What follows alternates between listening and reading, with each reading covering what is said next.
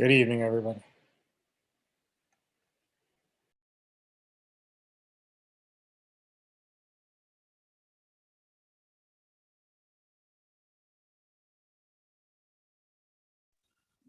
Good evening.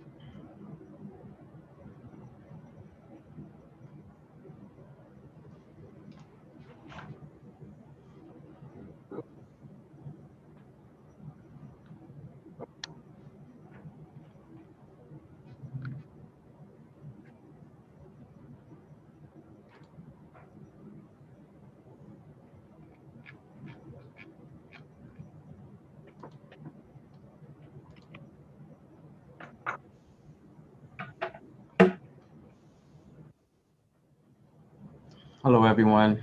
Today is Tuesday, February the 9th, and we are here for our Committee of the Whole meeting. I want to thank everyone for joining us this evening. My name is Trippy Congo, President of City Council, and we will begin with a roll call. Councilmember Darby. Present. Councilmember Gray. Present. Councilmember Oliver.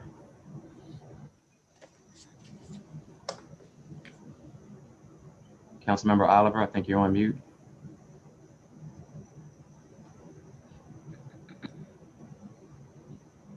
Councilmember Harley. Present. Councilmember McCoy.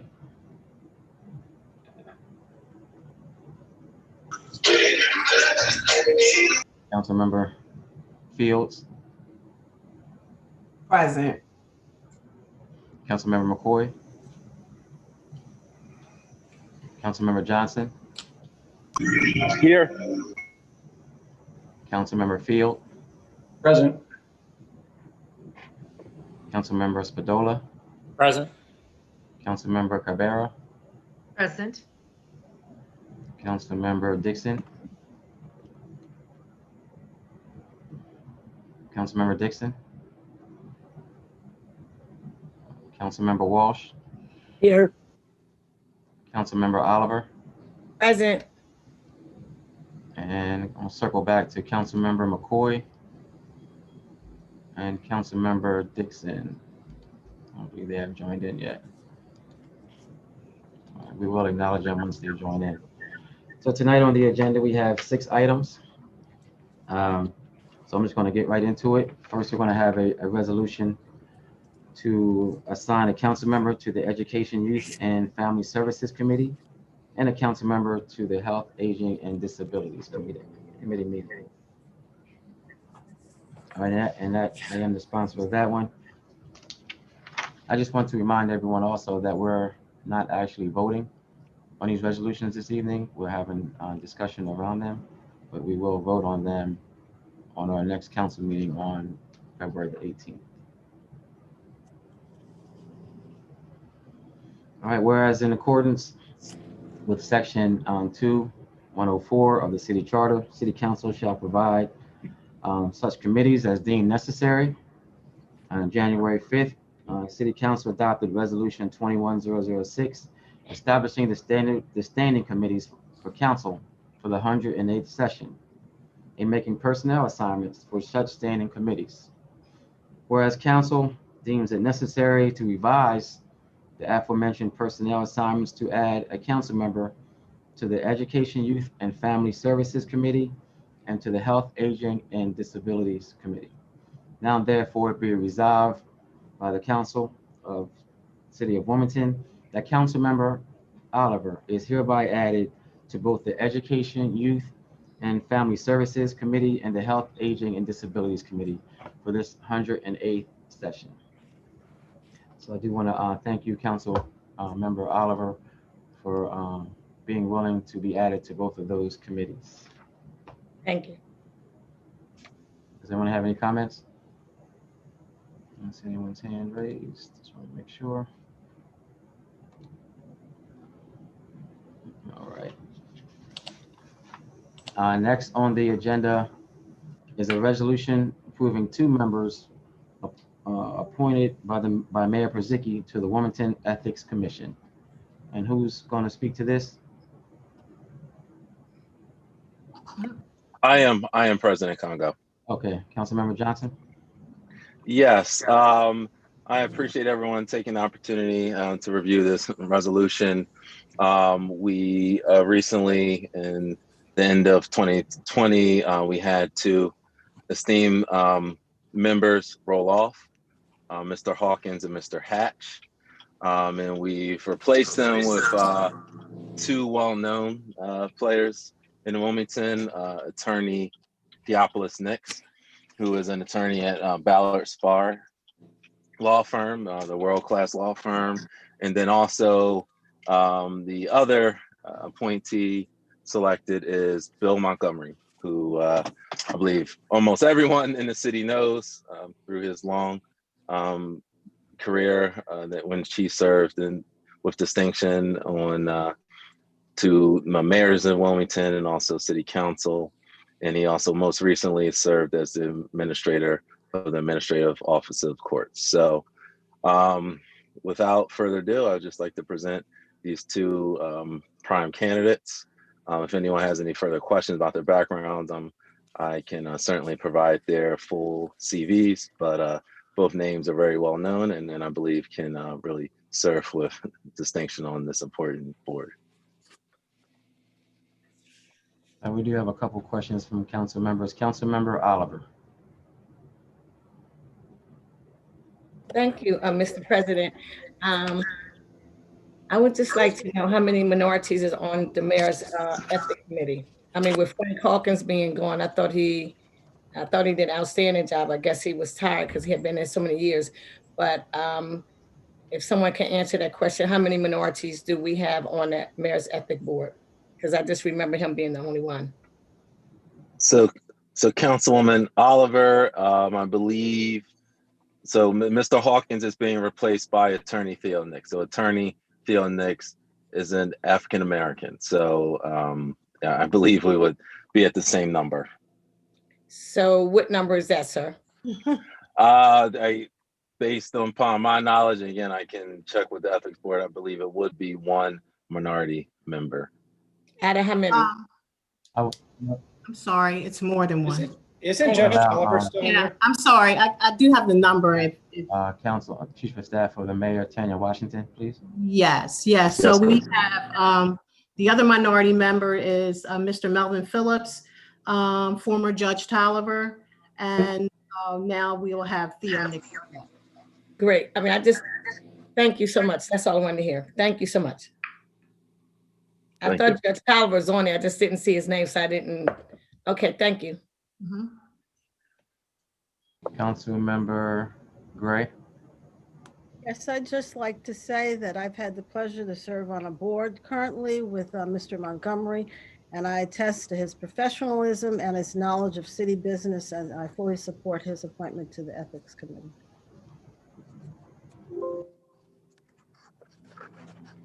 Council Member Oliver, did you have another comment? See your hand.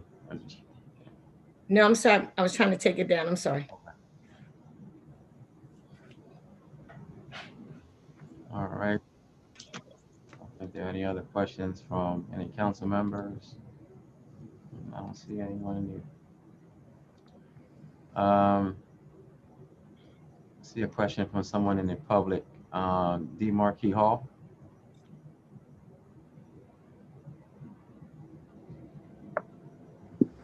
Mr. Hall. Good evening, guys. I'm sorry I'm late to the meeting. I did not hear the beginning, the committee meeting. I don't know what committee it is that Judge Tolliver is on. I was curious about that. Did I hear Ethics Committee? Yes. Okay. I learned about this meeting late. I really don't know exactly what it is that I'm here to offer, but I do believe that our public deserves to be at these meetings and know about them before the last minute. We need to be able to schedule our time accordingly so that we can join and so that we can share our input. So thank you guys for allowing the public to be participants and just let people know a little bit beforehand. Maybe it's my fault. Maybe it was made known somewhere else. But yeah. So thank you, Xanthia Oliver, for that. Thank you. Keep up the good work. To God be the glory. Just want to remind, thank you, Mr. Hall, for joining us and for your constant engagement with our council. We really appreciate your participation. Also, just want to remind council members to please please raise your hand just so we can keep some kind of order as far as when you want to give any comments. Council Member McCoy, you want to be marked present? Yes, thank you. Okay, all right, thank you. Council Member, is she with us? I want to mark her present. She hasn't joined in yet. Okay. Council Member Johnson, did you have any other comments? No, President Congo, I just believe these two gentlemen have served the city in our state already with distinction, and we look forward to having them on the ethics board. Thank you. Okay. And with that, I would just be requesting to make a motion to place these resolutions appointing Mr. Bill Montgomery and Mr. Theophilus Nix on the city council agenda for, I guess we're February 18th. Second. Yes, all of these resolutions will be on the agenda for the 18th. That's right. This is right. Yes. Okay. Hey, thank you, Council President. All right, thank you. Next, we have a resolution to amend City Council Rule Number 2, just to clarify the process for legislative items to be placed on our agenda and to authorize our Chief of Staff of City Council to determine the agenda for our City Council meetings. All right, now I will speak to that. Whereas the 108th session of City Council has taken action for the adoption of City Council Rule Number 2 to ensure that every legislative item requested by the legislation sponsor in accordance with the notice requirement contained in Rule 2 is included on council meetings agendas. And whereas City Council Rule Number 2 currently provides that the council meetings agenda shall be determined by our clerk of council. The clerk of council shall include on the agenda every piece of legislation requested by the sponsor, provided at least 14 days notice. And whereas council maintains the belief that a person other than the council president should have responsibility of determining the meeting agenda in order to ensure that all legislation requested to be placed on the agenda is in accordance with Rule 2. Council deems it appropriate to assign this duty to the Chief of Staff rather than the Clerk of Council. And whereas City Council would also like to clarify the calculation of the 14-day notice requirement. City Council deems it necessary and appropriate to amend City Council Rule Number 2. 1, that City Council meeting agendas shall be determined by the Chief of Staff, and sponsors of legislation must provide at least 14 business days notice prior to a council meeting in order for that item to be placed on the meeting agenda. And again, this is just clearing up one of our rules that we adopted during our inauguration. I think there was just a little bit of misunderstanding around the 14-day period. Some members thought it was just a straight 14 days, but it's actually 14 business days. So just that, this resolution is just clearing that up, that we need to provide that legislation 14 business days ahead of the meeting. And do we have any questions around that from any council members? I don't see any. Let me just check the public. Mr. Hall, did you have a question or statement around this resolution? Or was that from last resolution? Yeah, I'm kind of behind, unfortunately, but I wanted to go back to the ethics committee. Is that something that you guys are going to vote on Yes, tonight? we're going to vote.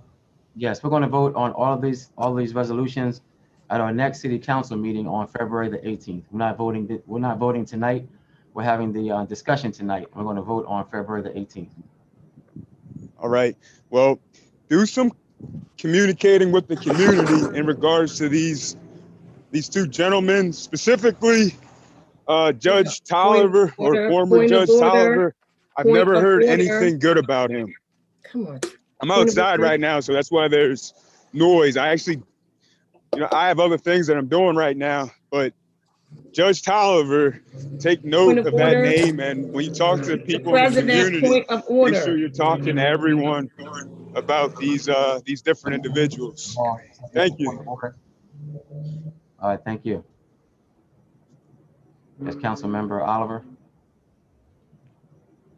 Yeah, I was just going, I just wanted to mention that we wasn't on that legislation. It's not that serious, but I just don't want, thank you for letting me speak. I don't want people to think they can just jump in talking about things that, we just passed that and he knew that or whoever knew it, but I just like to keep order as you just stated, that's all. Thank you.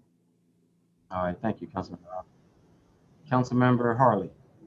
Yes, Council President. I want to speak to the resolution as it relates to the process to submit legislation. You had talked about the 14 days, and is it going to be addressed as to the mode of communication? Because I don't think we should be texting. as it relates to serious official matters as submitting legislation, I think that we probably should establish a rule to send official legislation requests via email.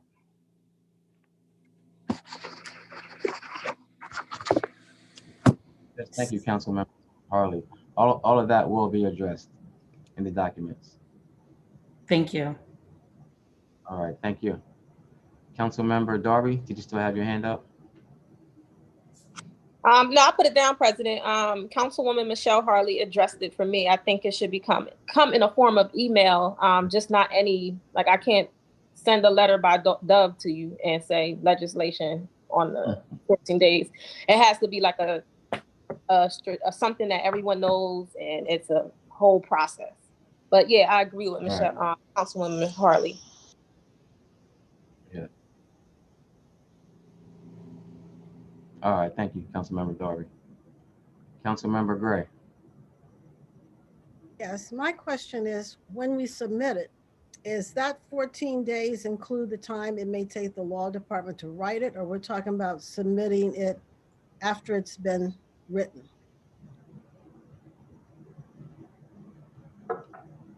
No, submitting it to the law department. I believe that's submitting it to the law department and to our staff 14 business days So that means before.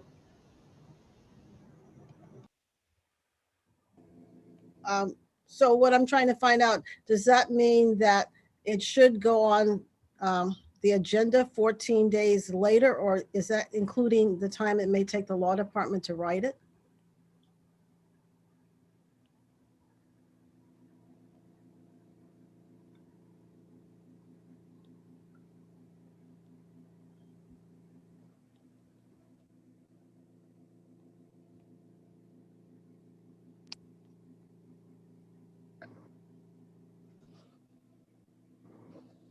Are we waiting for someone to answer? I'm going to let our Chief of Staff, Daniel Walker, respond.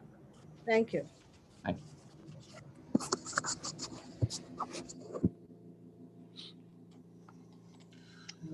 Thank you, Mr. President. For the record, this is Daniel Walker, Wilmington City Council Chief of Staff. Councilwoman Gray, to your question around the 14-day submission process, two things. One, we will be providing a clarifying internal process document, of course, that would dive deeper into these rules. But to the second point of that, we do believe that it is at the council members should make their request reasonable. And so if they believe that a piece of legislation will take longer than the 14 days to be conceptualized, researched, and published, then it is best if we do not request that piece of legislation within the 14-day window. I can tell you now that we want to make sure the public has adequate notice of the legislation. I know that's something you care about as well. And so we want to make sure that when legislation is available, one, for public consumption as early as possible, so the public can comment and give their feedback, but also we want to make sure that the process is as smooth as possible. So to your question, that is, we expect the request coming from council members to be as reasonable as possible. And we currently have some individuals who are researching legislation that have not requested that it go on any particular agenda as of yet while that research is panning out. So to the best of my ability to answer, if you do not believe your legislation is going to be ready within the 14-day window, then I would say it's best not to, for any particular council member, not to request that. Thank you very much. Will you be able to tell us when we discuss you that this is something that needs to be researched and it won't make 14 days? I mean, our expectations will be set appropriately. Absolutely, expectations will be set, yes. Thank you.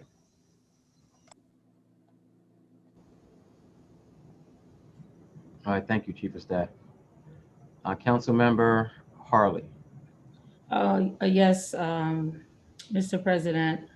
I am trying to follow this agenda. So you mentioned the time period to submit the legislation, and you mentioned the switch of the the clerk, switching from the clerk to the chief of staff to set the agenda. So are we following this agenda, or did you move it around?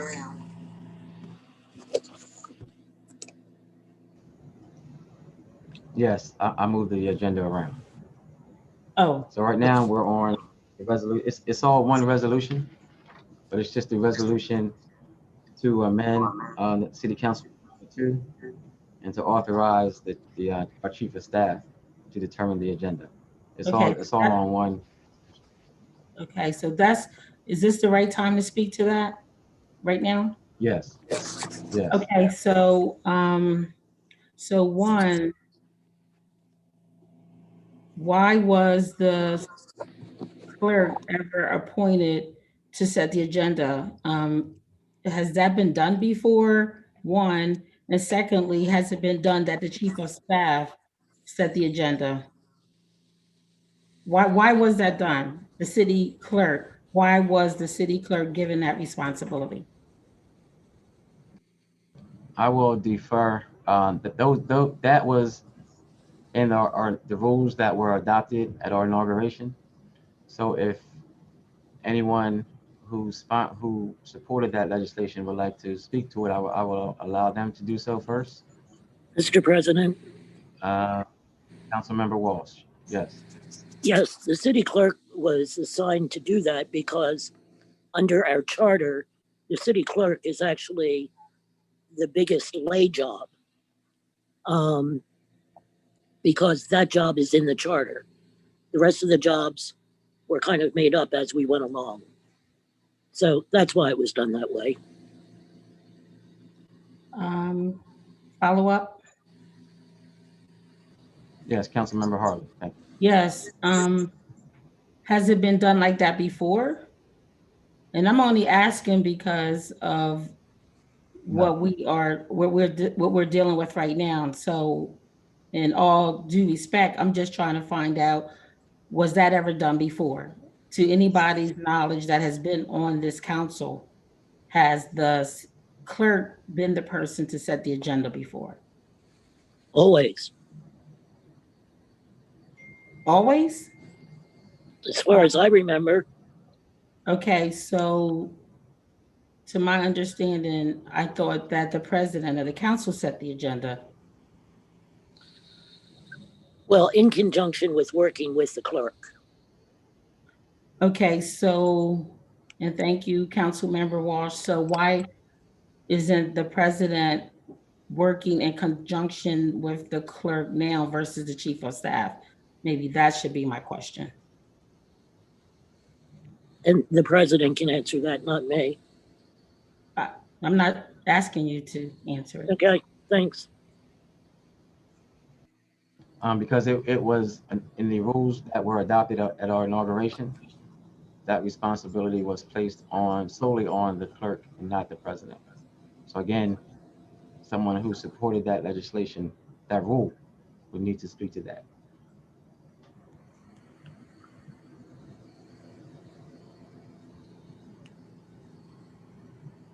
As from my knowledge, it was always the president, but that was changed at inauguration. So I'm not sure if anyone wants to. I think I see Councilmember Johnson. Do you want to speak to that? Yes, Council President. Following up on what Councilmember Walsh said, I believe this was again part of us having a democratic, inclusive council, in which we wanted all council members to be included. That's why we explicitly had it set up that way, so that it's decentralized. Because we would hate to get to a point where political games, creep into the way we operate. And so that was the notion, is that, we have an inclusive council, which it has been so far, even as we've approached our other items on the agenda. So I believe that was the emphasis, and that was the reason it was placed that way. Again, Councilmember Harley, we can talk further about if there's other ways to tweak it, but I think the proposed changes from Council President Congo, I think addresses all of our concerns or most of our concerns. Thank you, Councilmember Johnson. So my next comment would be that I believe that our council president has demonstrated that his intentions, and I think it has been demonstrated that he desires to work with this council in an inclusive and a transparent manner. And I believe that based on what he has demonstrated thus far, to make sure that we are being a body that is balanced and is showing neutrality, that responsibility should be where it has always been. And that is with the president of the council. So I don't want to overstep my boundaries. I haven't had a conversation with the president, but if he is willing to accept that responsibility, you was voted to be the leader, even though we all have a vote, but you were voted to be the leader of of this council and to work with the clerk, which I feel as though is a good balance. So if you don't have an issue with taking on that responsibility, given the fact that I'm understanding how this got started, I would like to make an amendment that you, being the president, take on that responsibility and not the chief of staff. I second the amendment.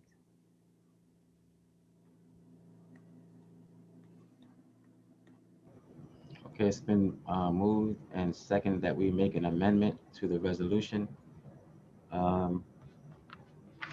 that would put the president to set the agenda. So I'm not sure if we vote on that now. If someone can give me some clarity. If That be on the question? Right, on the question, that's right. On the question, thank you. Actually, I've had my hand up for some time. Sorry.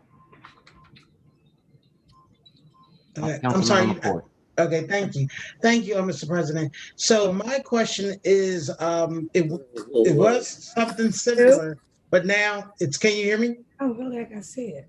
Okay, so it was something similar, but now that it's on the question, it was more so about making certain that we understood if any exceptions needed to come about, who were we going to? So if we clarify that this would be the council president would be the person who is more so in control of the agenda, then the president would be the person that we go to if there's any exceptions, anything that is less than 14 days and things of that nature, we would just come straight to the president rather than the president or chief of staff or city clerk.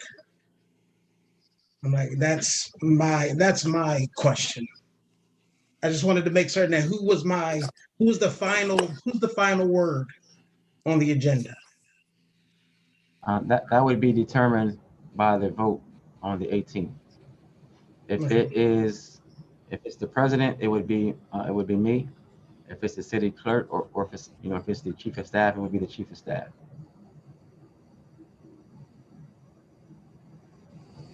So that's going to be determined at our council meeting on the 18th. Mr. President. I had my hand up, sorry. Hold on 1 second, Councilmember Walsh. Councilmember Gray. Thank you, Mr. President. We need to determine some order here. I just like to laud Councilwoman Harley for bringing up something that has been brought up several times. From my reading, the rules and the code always said that the president set the agenda. So going down the argument that Councilwoman Harley said, that if they allowed the clerk to set our agenda for elected officials, I don't really think that was appropriate, and based on the rules, it was always the president. I understand it's in conjunction because, with no disrespect, our clerk does do all of the distribution and the setting up of it. But I agree with Councilwoman Harley, and I would appreciate if the president would accept that duty and set our agenda. Thank you. Thank you, Councilmember. Right, Councilmember Oliver.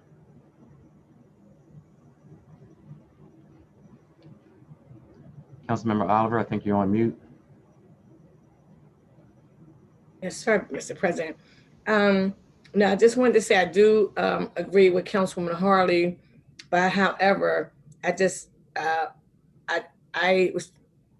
I questioned that. I followed up on that when I saw the resolution, and I think that you was in favor of it. But I mean, I do agree with Councilwoman Harley, but when they said you was in favor of that, I figured it was a reason that you did that. So that's why I didn't reach out to you, but whichever ways it goes, I am in support. All right, thank you, Councilmember Oliver. Councilmember Walsh. Yes, Mr. President, there had been a motion and it had been seconded on this, which meant it had to be addressed only on the question. And I believe, I'm not sure, but if we have any legal representation here, that this should be amended now if it's going to go forward. That's what I was thinking. Yeah, That it should go, you, it should go in the presence of what it's going to be presented for a vote. Yes, thank you, Councilmember Walsh. So are we asking for an opinion from our city solicitor?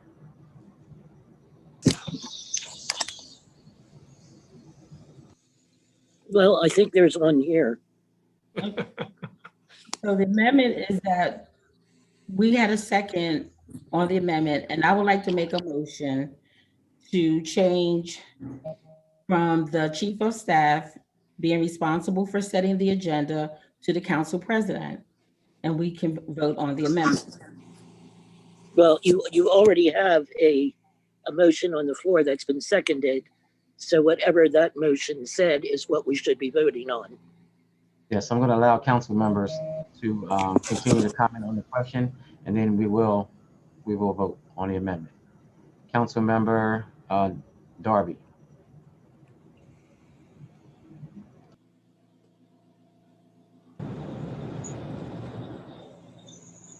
Councilmember. You hear Darby? me? Yes, we can hear you. Thank you. Okay, now I want to say that I'm in full support of the president setting the agenda. When you look at our surrounding cities, there is no one that has assigned their city clerk to be in charge of something like that. So it just really goes out of what is standard and what, especially in cities that are around us. So I am in full support of that, and I'm looking forward to voting. Thank you, Councilmember Darby. Councilmember Johnson. Yeah, I was in support of the original motion. However, the amendment is problematic because, you know, it has nothing to do with our council president, but it has to do with how our process works. And I don't want to belabor this point, but if we revisit this every single meeting, then we're going to ad nauseum be discussing and relitigating something that's already been talked about. You know, I don't want to go into those finer points. It's better off the record, but there was a lot going on around the inauguration regarding the setting of the agenda. I don't want to say who did what, but you know, we need to continue this way, I believe, for the time being until we I think about a different way. So I think it's more of a closed conversation I think we all need to have. And I do agree with Councilmember Darby, let's look at surrounding cities. And we need to look at that as well. And so I hope council members keep that in mind when discussing public comment as well. You know, we need some consistency there because if we're going to be in line with our neighbors in one regard, we can't not be in line with our neighbors with the other regard. So again, I'm not in support of the amendment. I'm in support with President Congo's original legislation. And I think it's better to talk behind doors about maybe a better way we can move forward after this amendment. or after this piece goes through, possibly. All right, thank you, Councilmember Johnson. I would like to acknowledge Councilmember Dixon, who is now present. Councilmember Cabrera. Yes, my question is, so if legislation is moved out of a committee and then it's going to go to the vote to the floor and the president is setting the agenda, when something has been moved out of committee, does it automatically go on the agenda, or does that become a topic of whether the president wants to put it on the agenda or not? What are the, I guess, the legalities or the particulars around that process and procedure? Once something leaves committee, it would automatically be on the next city council agenda. Thank you. Councilmember Harley. Oh, thank you, Council President. I just want to make sure that we're all clear that we're on the question, and each one of the council members have a right to express their opinion, which I fully respect 100%. However, we are revisiting today on this particular agenda, we're revisiting decisions that were made on January the 5th. So it's no different. And I feel as though if there are a number of council members that are in support of this, then this doesn't have to wait. This amendment can be voted on today, just like the rest of these items that are on the agenda. And we can still discuss what needs to be discussed, because again, like I said, that as the president, being transparent, being inclusive, it has been to the point where it's like, okay, you know, do we have a president here? So I'm in support of having the leader be the leader. And I respect my other council members that want to help lead and help guide and lecture and give advice. I respect that. But we do need a leader. You was voted to be the president, and you have been transparent, and you have been very inclusive. So just like other individuals have been given the opportunity to demonstrate their leadership, I think it's time for you to be given that same opportunity and trust to demonstrate your leadership until you prove differently. Thank you. Thank you, Councilmember Harley. Councilmember Oliver.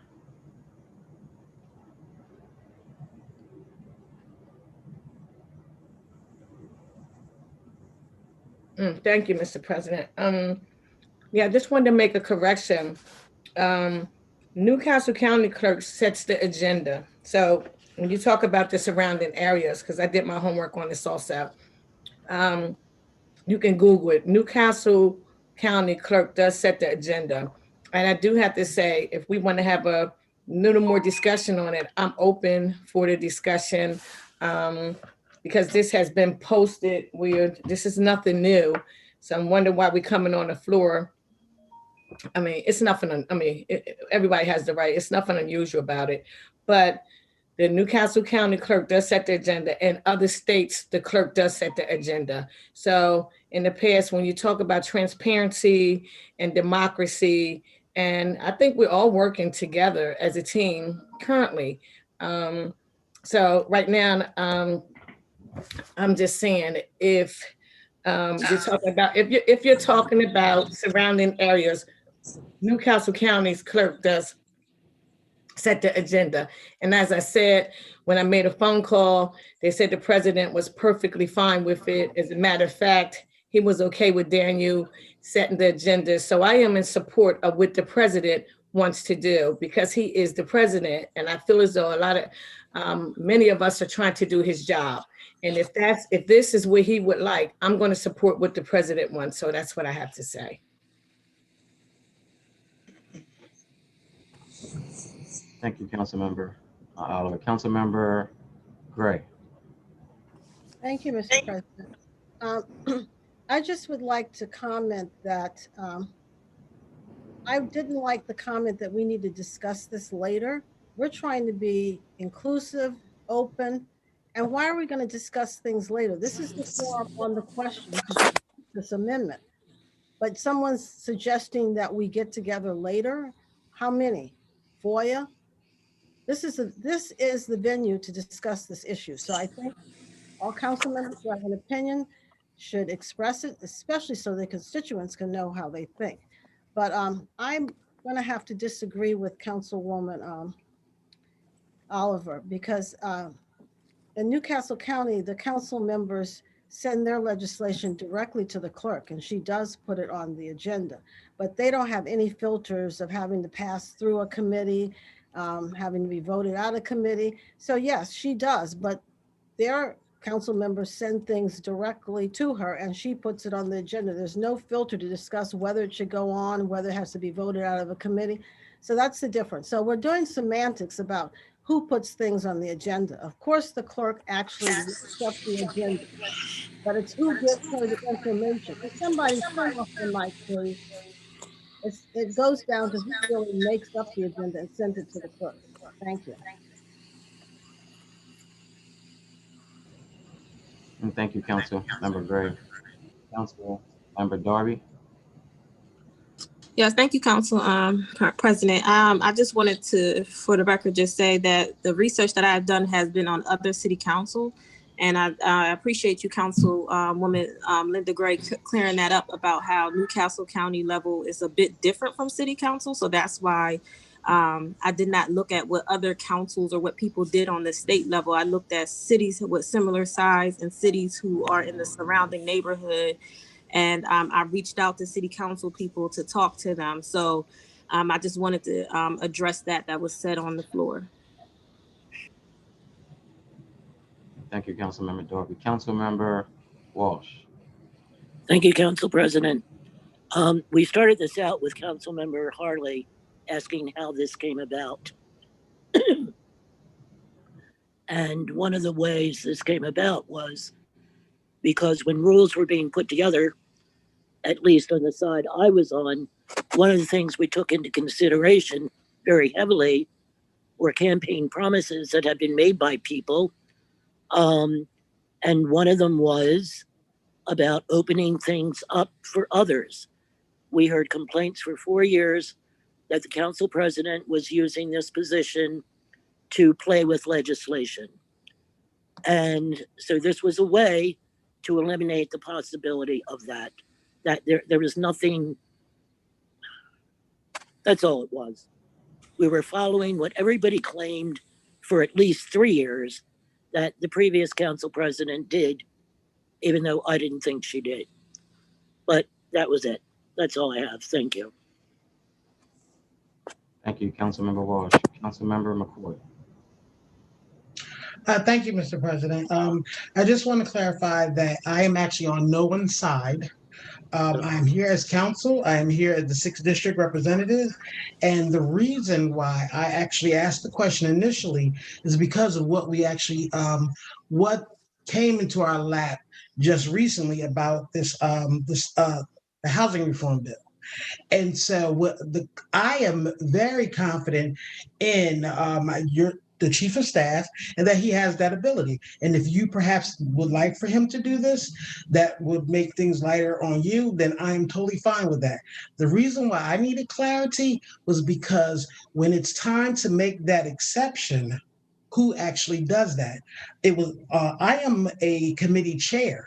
When someone needed to bring something to me, can we put this on here? Can we get you to do an extra meeting? Can we get you to do a meeting in January before February? As the chair, I had to make that decision.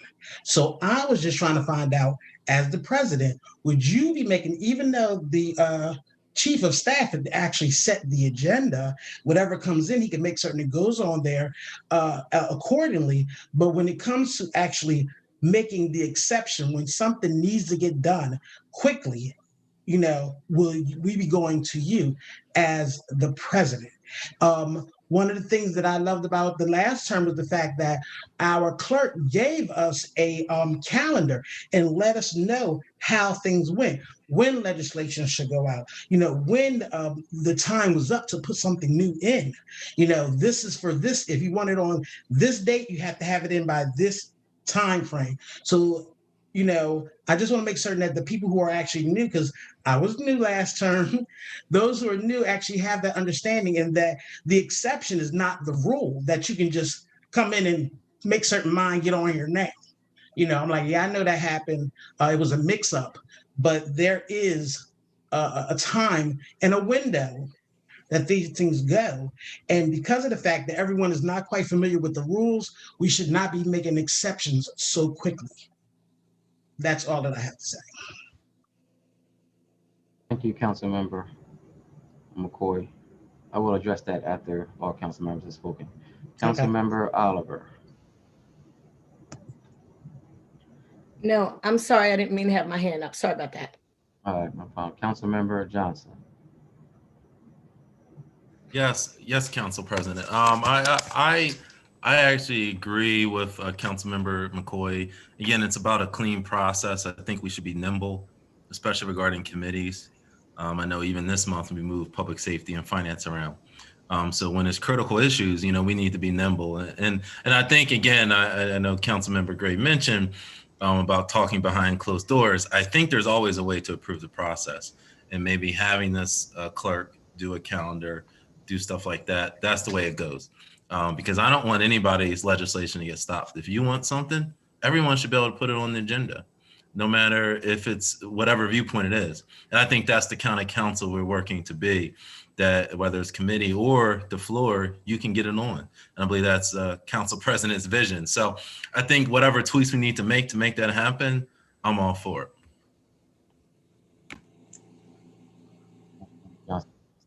Councilmember Harley. This is my last comment, and I just want to say for the record, when I first mentioned my statement, I said to you, what is your preference? Because I've heard a council member just come on here and make it sound like this is going this way because this is what you want. So I want to say for the record, I'm not trying to overstep I don't want to recommend or suggest anything that you don't want. So I want to make it clear that I'm not trying to overstep your request and what you desire, but that is not what I sense is going on with this conversation here at all. And I'm going to be transparent at all.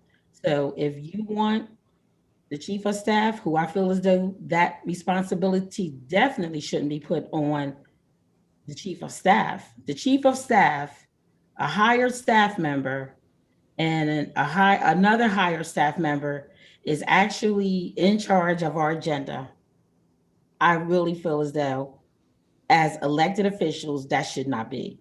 But if that is your desire, Council President, then I support it 100%. But personally, as an elected official, as a part of this legislative body, I don't think two individuals that we hire should be in charge of the agenda. And that's all I have to say. Thank you. Thank you, Councilmember Harley. Councilmember Gray.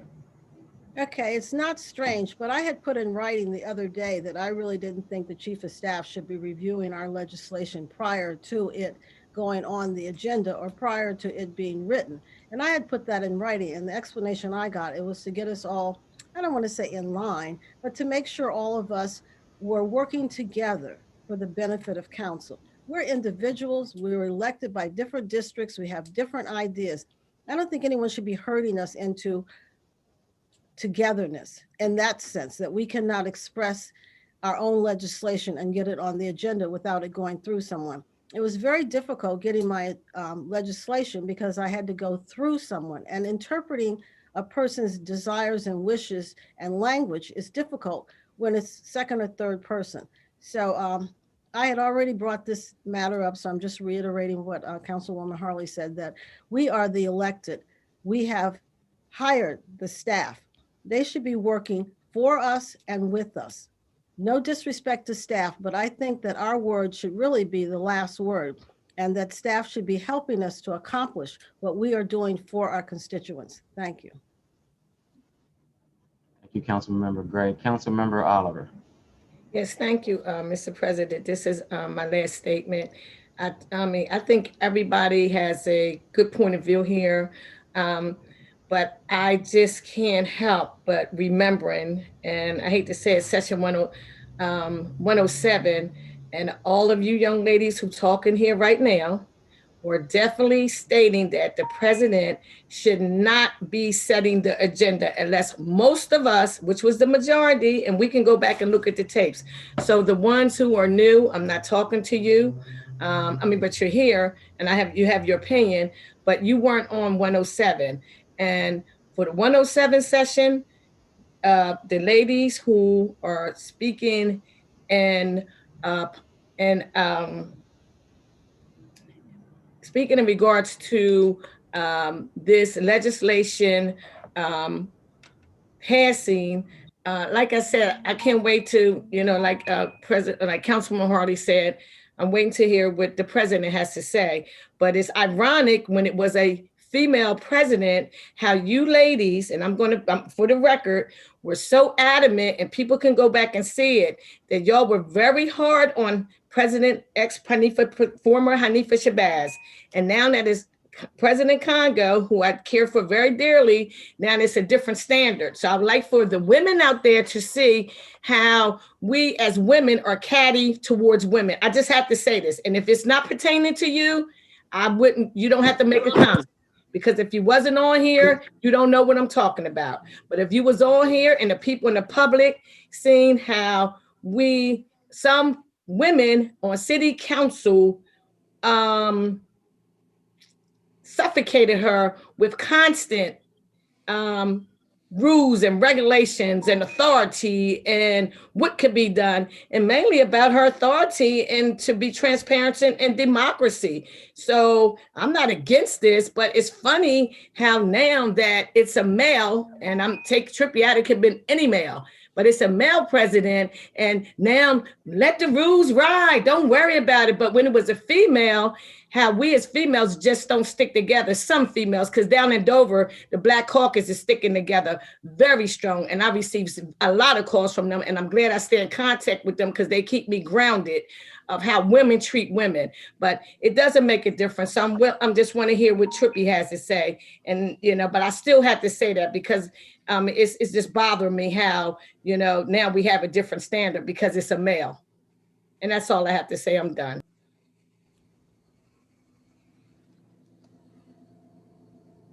We have, I'm going to go to Council Member Fields.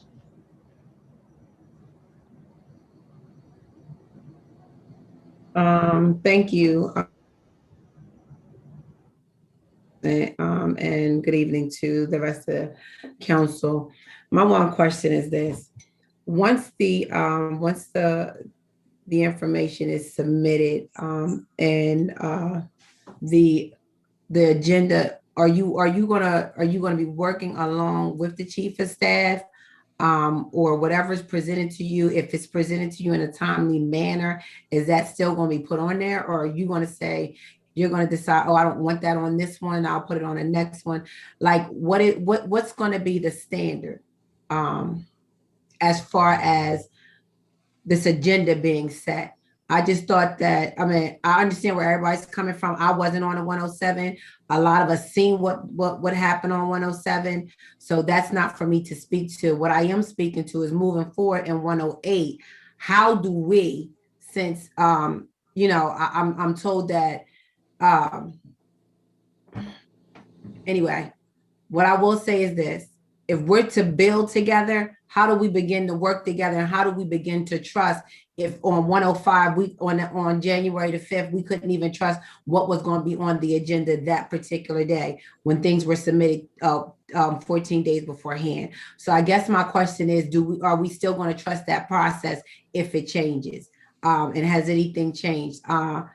Because I get what Councilwoman Harley is saying and what Councilwoman McCoy is saying. They are hired employees, but will they be more transparent and show that they're neutral in setting the agenda for the meetings?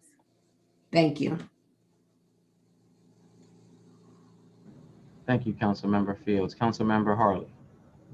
Yes, I said I was going to have a last statement, but I have to speak to the misnomer that was just stated. The misnomer, that was a misnomer that was stated by a council member as it relates to our president being a female, and I don't even know all, what was about, that was all about, but this is what I do know is that if any council president, whether it's you, whether it's our previous council president or whomever, is wrong to withhold legislation.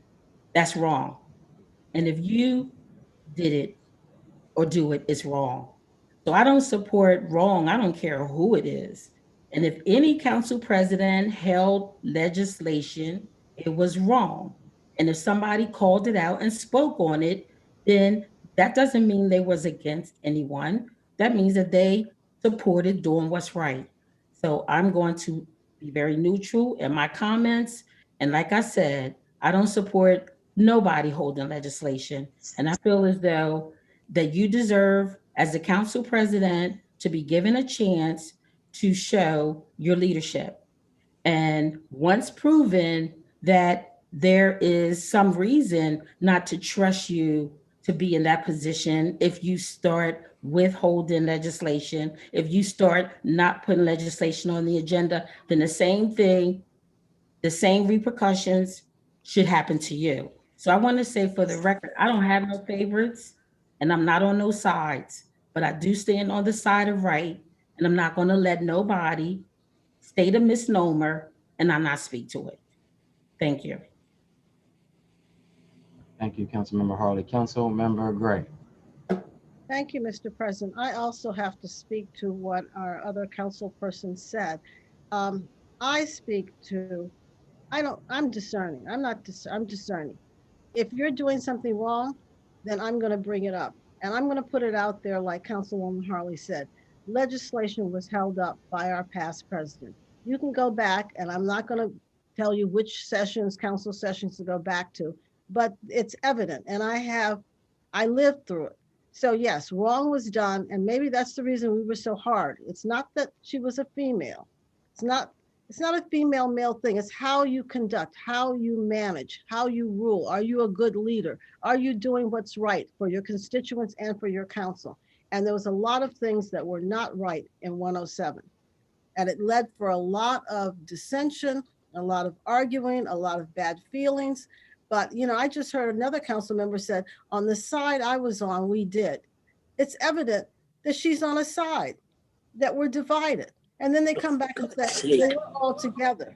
So there are sides, there are reasons. I sort of say, we need to work together, but it's not really working. But I'm sorry, 107 was a mess for that reason. Legislation was held up. Things weren't discussed in committee. It just went on.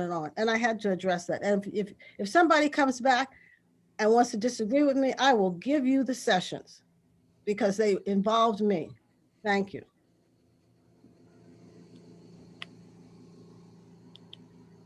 We have two more council members, and then we'll wrap it up. Councilmember McCoy. Thank you. I just wanted to basically the other council people have actually stated what I wanted to say, and if anything, I just want to say, you know what, Councilman Oliver, you are truly a loyal friend, and I'm gonna give you that. I actually, and I respect it. I'm actually on the side of integrity, and we needed to make certain that we were doing things the right way, and that was basically what it came down to in 107. It was never about choosing a side. It was just trying to get things done correctly. So that's all I have to say. Thank you, Councilmember McCoy. Councilmember Oliver.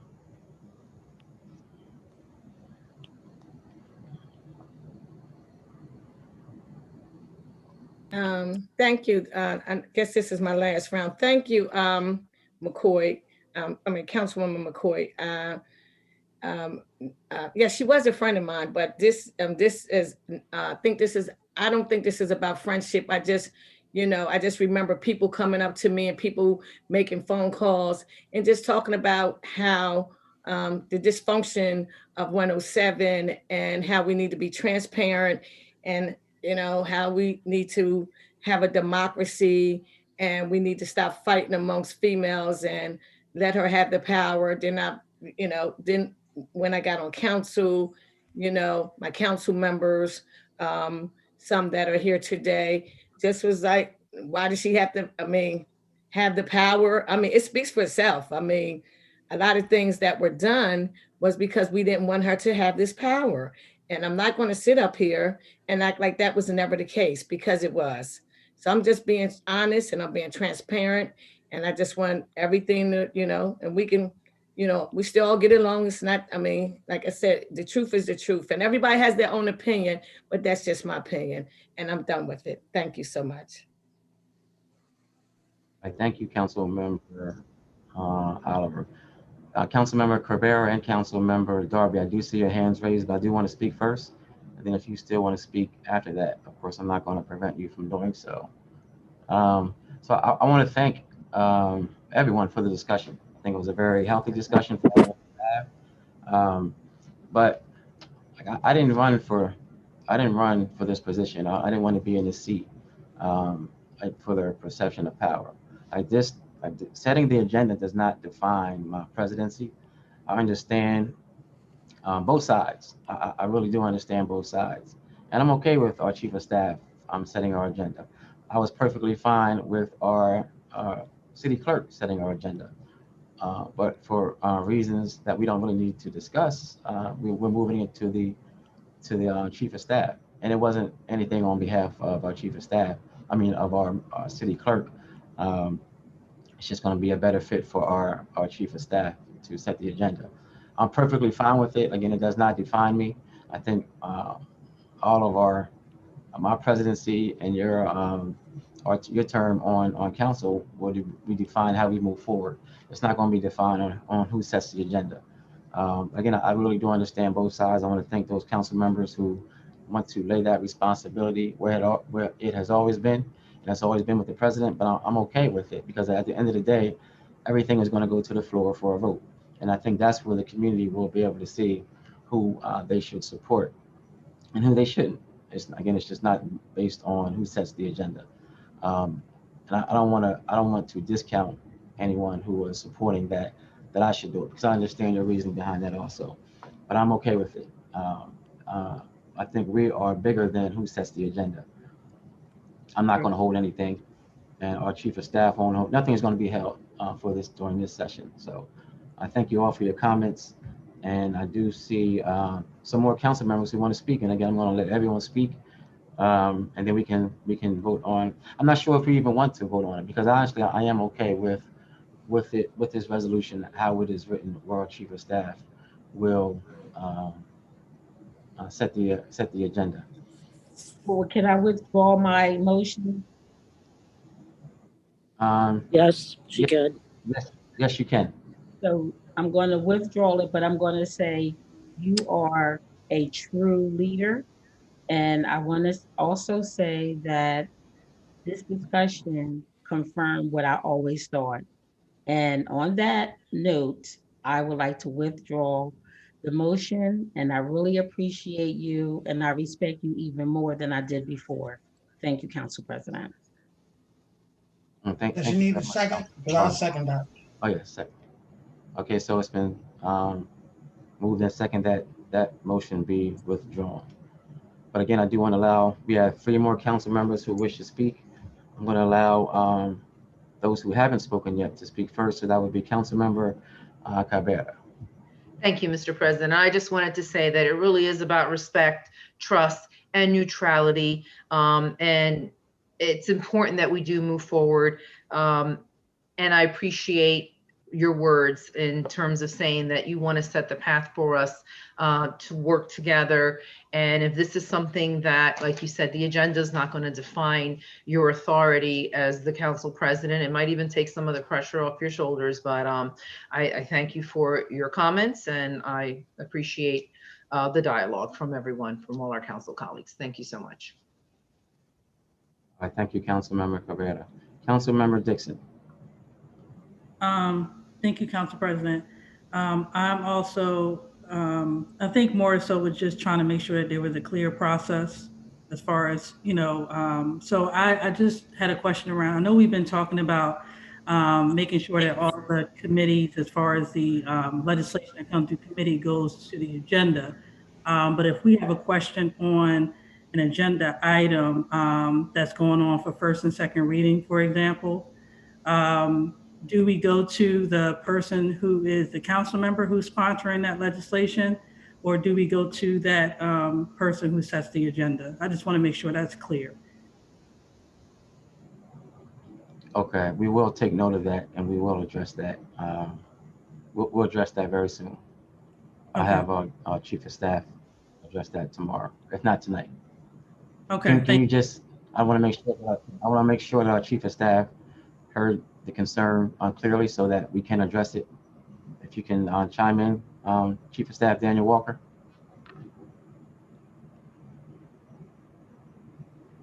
Thank you, President Congo. I did hear the concerns expressed by the various council members, and I will be sure that we send out additional, when I say we, I mean the leadership team here on staff sends out additional guidance to help instruct what the process is going to be for submission in requesting an agenda item. All right, thank you. Council Member Doherty. Thank you, Council President. I just wanted to address a few things. As a new city council person, I think it's important that, I heard, I know we're supposed to address each other by council person, councilwoman, councilman.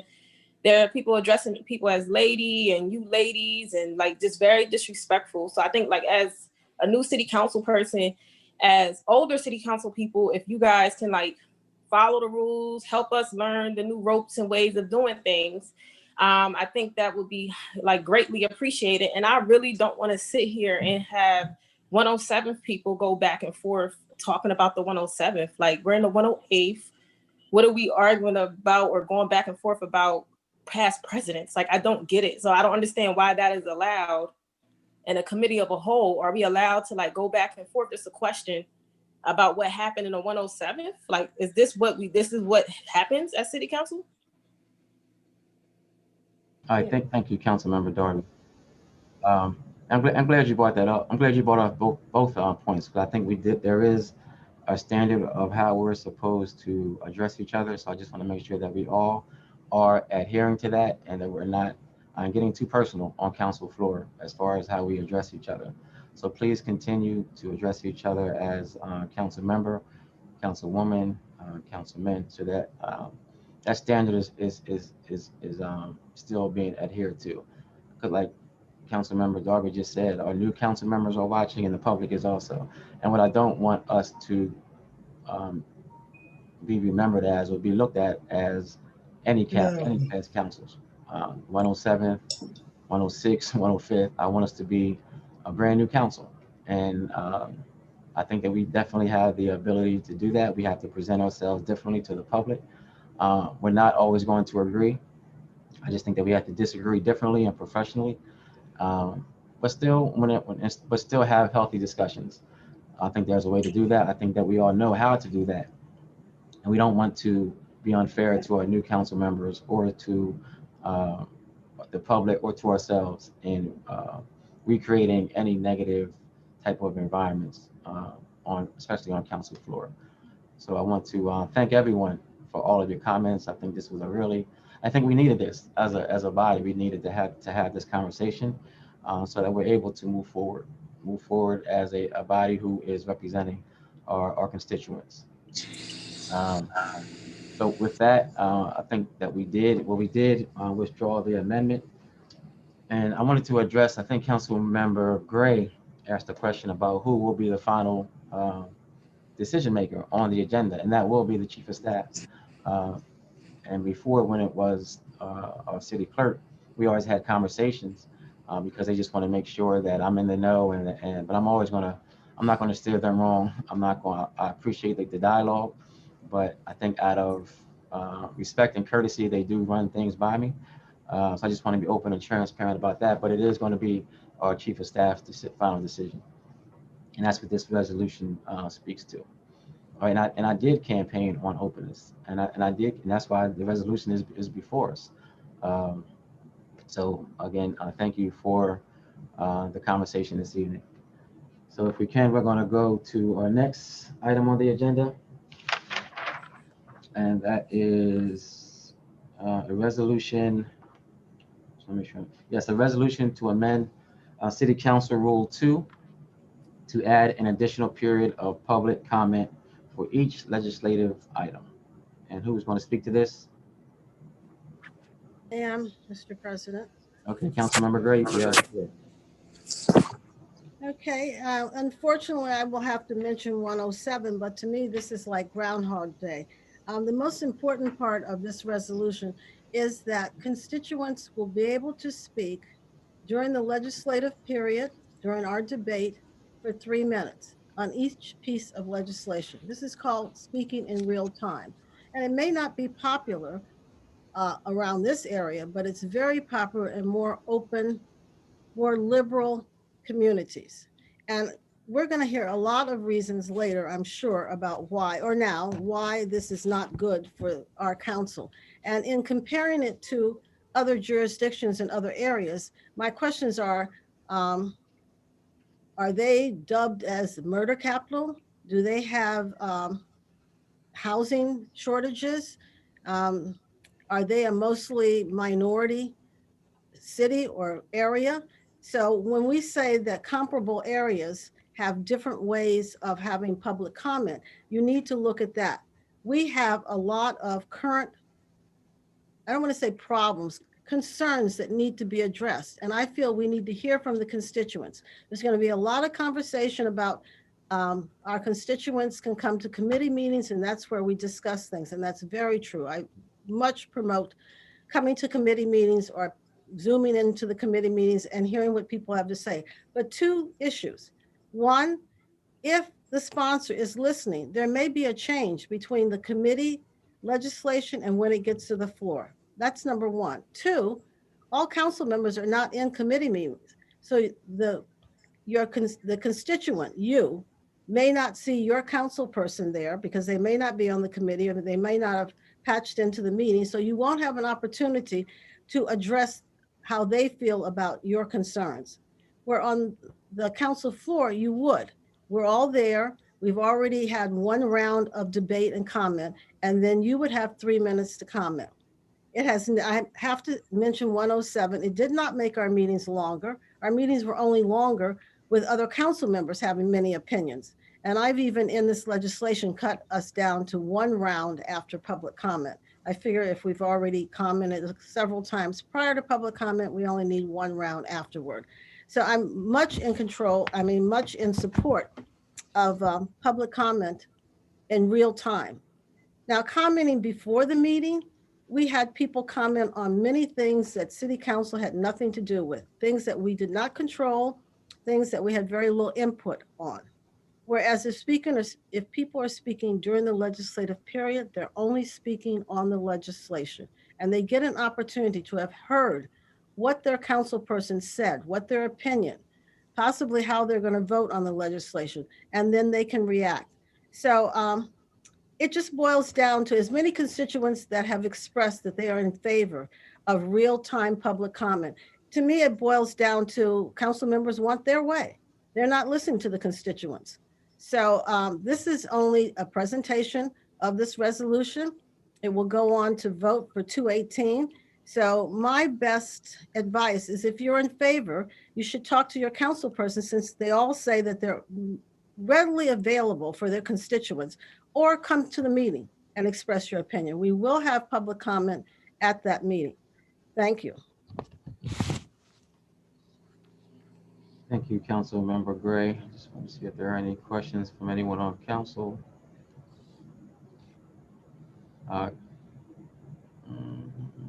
Councilmember Harley.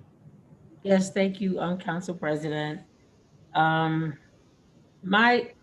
respect the sponsor for her position and all that she said as it relates to her legislation.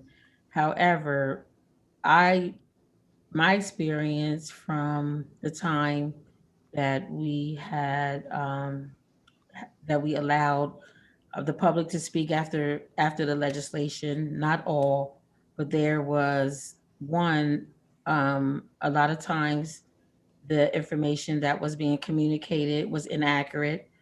And I feel as though that since we were not allowed to comment, we were not allowed to respond, a lot of misinformation was communicated and was not addressed. So I feel that, and I believe that, one, the committee meetings are designed for debate and discussion, and that is where our constituents can get the most value out of learning about legislation, understanding legislation, being able to ask questions and be able to get answers. They are not able to do that when they speak on the floor behind the council members.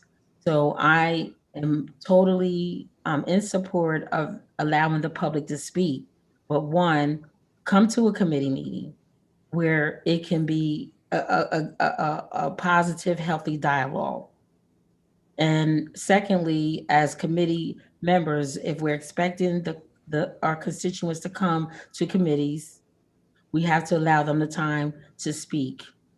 We have to make sure that we're understanding that our committee meetings are not only for us to debate and to discuss legislation, but it's also an opportunity for our constituents to come and fully understand, make their voices heard, and let us know exactly what it is that they want. So that's an awesome environment and opportunity for them to be able to hear their voices, allow their voices to be heard. And then secondly, they can contact their representatives. They can contact their council members to communicate their position, whether they oppose it or approve it. That's another way that they can communicate to their opinion about legislation. And then when they show up at city council, the public comment session, when we open up the meetings for public comments, when the public come to share what they would like to express to us, that's access right there. So through the committee meetings, calling your council representative, public comments before we discuss the legislation is plenty of access that we are given to our constituents. So I just wanted to be on the record that I am not trying to shut down our constituents, but I want to be on the record to share all the different platforms that they have to express how they feel about the legislation and to get accurate information. I'm more concerned about our constituents sharing information and it's not 100% accurate and misinformation gets communicated. Thank you. Thank you, Councilmember Harley. Councilmember Darby. Yeah, I want to say that I am in support of real-time public comment. I think it allows for great interaction with the public, for them to be able to comment specifically on something. However, I would be in support of not having real time if city council did better at informing the public about our meetings.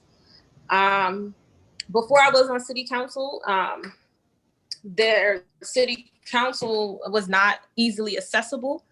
Council people barely responded to your emails or was responsive to regular everyday people. And that's council as a whole, not, I'm going to point out any specific people, but I think we really need to do better at engaging the community. I think that just talking to civic associations aren't cutting it and telling them to come to a meeting. I think real community engagement needs to happen if we're going to start talking about inviting people to committees, inviting people to different meetings. Like the committee of the whole meeting was scheduled at the last minute. Like it was scheduled at the last minute. There was no announcement like publicly, it was more either you had to hear it from someone who on social media, or you had to be someone who checks the Wilmington City Council website on a regular. So I think that's really unfair. So I think if we're going to talk about not having real-time legislation, as it seems like most people support on here, is not allowing the public to comment during the legislation piece, then we really need to work on a plan to be a more engaged council with the community and not with the community of just civic associations. I thank you, Councilmember Darby. Councilmember Johnson. Yeah, yes, I actually agree with the sentiments of all my colleagues. I think it is long overdue. I am not a huge fan of the real-time interspersing agenda, just because when we have a lengthy agenda, it's just simply folks who are there aren't able to be and follow council meetings, so, I think the idea, and this is something we've discussed, even Council President and I, this upcoming budget, trying to work on more marketing, trying to work on more media, especially with WITN, we can use it better. And that's something I share Council President's vision with that. So I think we have heard, those concerns, and we're trying to make us more to exist in the media environment, besides just going to civic association meetings, which again skew older mostly. So we're continuing to try to work, and Council President has the right vision. And so I think we need to implement it. But we do, during council meetings, we have to complete the business, because we have budget season coming up. We're gonna have lengthy agenda. And I want folks at home to be able to tune in, in 2 and 3 hours and be able to see the whole meeting. So, again, we need to do better. And that's really all I can say. And we keep trying to do that. Thank you.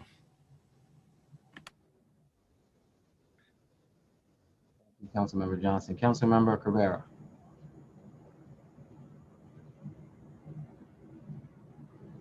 Councilmember Cabrera, you're on mute. Thank you. You can see my lips were moving. Okay, I wanted to thank Councilwoman Gray, and we did have some discussion on this, and I'm kind of torn, because I know that one of the things that she had said was, I believe that when people come to these meetings, they should have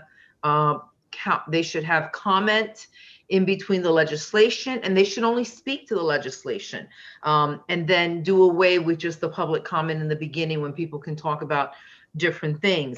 But at the same time, I felt that those folks might feel like, well, they're not giving us an opportunity to come and speak about other things that are not on the legislation for that floor on the agenda. So I was torn with this. I like the way that we did it when I served on council. People came in, they made their public comment, they were given time. I still felt that that wasn't enough. I felt that people sitting at home, the seniors, and when we weren't doing meetings via Zoom, folks had to physically show up in order to make that public comment. They had to be there early. They get on the list. If they were too late, they weren't heard. So I didn't like that process. I felt that there should have been a way for people to call in. I mean, obviously now with Zoom, people who are not able to get there can participate with our meetings. So I really do embrace hearing from the public. But I think some comments that were made by my council colleague, Councilwoman Gray, and others, is that we do have multiple ways that you can reach us. They can call the city council office. We're all assigned a legislative aide, who I know that my aide has been sending me messages, calls me if anything comes through that's important that I need to respond to. I get emails. You can write your concerns in an email. You can call our cell phones. We have been given city phones for those who accepted one. So that should give you another level of accessibility. And then you have the public comment. Where I am opposed to this legislation in between, the comment in between legislation, is that really when it comes down to the day of the meeting, it's going to be voted, and some people will vote yay and some people vote nay, but it's at the committee process where your input matters. And as an example, I've been in communication with my council colleagues, as well as others in the community who wanted to really address any concerns or issues that they have with the upcoming legislation and the upcoming committee meeting that we have on Thursday when it comes to the housing reform. And because of that conversation, we have already tweaked and made some changes to the legislation, and more could come before it even makes it to the committee meeting, before it makes it to the floor where we vote on the 18th. So the committee process works, and we're going to hear from more people during the committee process, and that might add a few more changes or clarifications to the legislation. So that's where the real change is made and the impact is made. Because I really do feel from my time on council that very rarely did I see any legislation pulled by the council member because of public comment or that people came and spoke that evening. Maybe one or two minds may have been changed, but not really. So I think that giving people that opportunity to engage in the committee process is important. And yes, we do need to do a public relations campaign. We need to do a better job so that people know when these meetings occur, the time, and how they're able to give input. And I know that I am more than willing to work on helping that, doing this community outreach. Maybe this is something that we do as a public relations piece, and that we can do that together. So those are the comments that I wanted to make, but I do appreciate the spirit of the legislation. Thank you, Councilmember Rivera. Councilmember Oliver. Thank you. Thank you, President Congo. I'm not going to reiterate. I think my council colleague, Michelle Harley, said it best. So I'm not going to reiterate everything she stated, but I will share that, you know, we do have a lot of outlets for individuals to reach us. And I have to share this. I shared it with her, with Councilman Harley earlier when I came from a meeting down to Local 199, and I expressed to some of the individuals at the meeting if they want to speak on tonight's subject, and I had the agenda with me, feel free to come on, because it was a meeting of the whole. And one young lady stated to me that, Councilwoman, I don't even watch y'all anymore. Y'all are too exhausting. Y'all stay on all night. And I look to see y'all to present some legislation. And every time I watch y'all, it's just this long, I mean, that's what she said.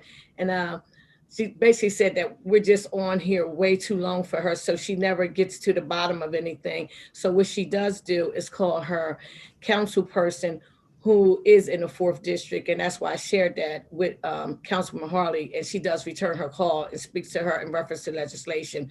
So with that being said, she's already said everything. So I'm not gonna repeat it, but when she said that, it brought to my attention once again, I think this legislation is it isn't good. I mean, she has a good heart for what she's trying to do, but we've been on TV for 20 years. So to say individuals don't know who we are, we've been on cable TV for 20 years, and the residents do know we're there. They're not coming on like they used to. People think you see 30 and 40 people. There used to be a lot of people at committee meetings because I used to attend them.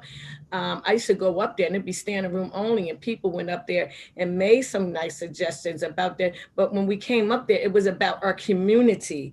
It was not personal stuff. It was things that you wanted to talk about pertaining to the community, whatever area you lived in. It wasn't personal. So I think that we as a council have to look at ourselves, and, you know, maybe not this council, but I mean, not last council before, whatever, because this has been going on for 20 years. So I think this council maybe look at some of the things we're doing, which is turning the public off. Because, you know, like I said, 2 of them in the meeting, and it was 10 people in there. 2 of them said the other ones didn't even have no comment. So as the council president said, I think we do need to, you know, start with, you know, just to keep this level of respect and have a different image for, just for council members ourselves. We need to, you know, maybe have this offline, but I think it's some things that throughout the years that the council members, not us, have done to maybe turn off people. Because like I said, out of 10 people, only 2 people made a comment, and I definitely, you know, told them the meeting was tonight and feel free to tune in. And 2 people said something, and the other 8 just act like I didn't even exist, and they all from the city of Wilmington.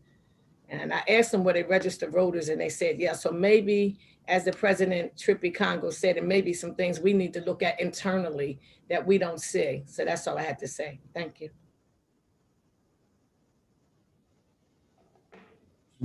Thank you, Councilmember Oliver. Councilmember Harley. Oh, yes, Council President. Was Councilmember Darby in front of me? I'm just trying to be courteous here. I don't think so, not according to how it's coming up. Okay, all right, just making sure. The one thing that I forgot to mention, in addition to really understanding the spirit behind the legislation that Council Member Gray is trying to achieve here, I wanted to say that since we implemented the rule where the public can, if they show up, that they can speak, and we are not limiting those that show up. We're not limiting them from speaking. That's a lot of access right there. So if they're showing up, we're allowing them to speak. I just feel as though that's another reason why I feel as though that real time, we're talking about 20 minutes later, if you show up for public comments, and once we start talking about the legislation, it just seems like it would be a repeat. But at the end of the day, what's important is that our constituents have access to us. And any way that I look at it, they have plenty of access. And so again, anyone from my district, any questions that they have about legislation, I want them to call me to make sure that they have the full understanding about the legislation as well. So thank you, Council President. Thank you, Councilmember Harley. Councilmember Darby. Yes, just for the record, I want to say that in regards to, like, for example, like the blight bill that we have up, the reason why there is community engagement on that is because I, as a city council person, contacted people when the blight bill came up. So I just want to make sure that is known, like that's why people are reaching out to the sponsor to make amendments and things, and I've been working with the community already prior to the blight bill on housing reform, as people know that in November, December, before I was a council person, I was already meeting with people. I already knew housing organizations and people who are already doing the work to even get the type of buzz that the blight bill is getting now. So I think it's really important that if we don't have real time, that people actually really engage with the community. You have to engage with local community organizations. You cannot make legislation that is because you think the legislation is great. You have, and it can't just be from civic associations, because that's everyone's go-to. Oh, I talk to my civic associations or my planning district. It has to really come from the community. And I don't know what, there's a lot of like national organization that does a lot of training and a lot of professional development for city council. So I don't know if we need to talk about professional development for city council on like community engagement if we're not going to have real time. I think that's really important. Thank you. Thank you. I do see that we have one person from the community who wants to give comment, and I will do so right after my comments. So this speaks directly to one of my 4 pillars, and that's engagement. I don't think that we should ever limit the public's engagement. I think this was definitely one of the best pieces of legislation that we passed on the last session, when we allowed our community to come and just have a conversation with us. And I think by allowing them to do that, it helped me to understand more about the legislation. If they weren't able to make a committee meeting, or if they weren't able to give their opinion until that council meeting, it helped us to learn. And I think Councilmember Gray said that there would be an additional round of comment allowed by the city council, so that could clear up any inaccuracies that that person might come and share with us. So there would be a time for us to make sure that everyone is on the same page.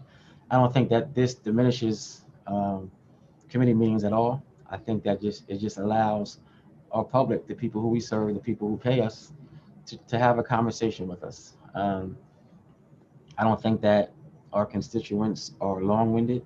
I think if anything, council members may be long-winded. I don't think that the constituents should be punished because we talk a long time.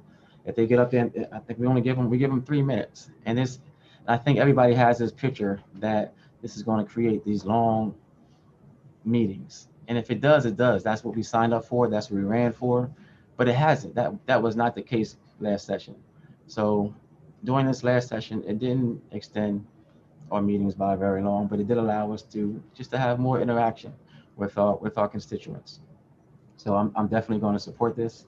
And I would suggest people who are on the fence or council members who aren't going to just ask your constituents and present them with all the facts, saying tell them about how they have the opportunity to email us and to call us and to come to committee meetings and to speak in the public comment before the meeting. Then ask them would they want another session? Would they want to be allowed to speak in real time? Just see what they say. I think that we are considering ourselves more than we're considering our constituents. And I just want to thank Councilmember Gray for bringing this back. I think it was a great piece, and I hope that we get support for it on the 18th, but we'll see. I do want to go to someone from the public who wanted to speak, and that is Mr. D. Marquis Hall.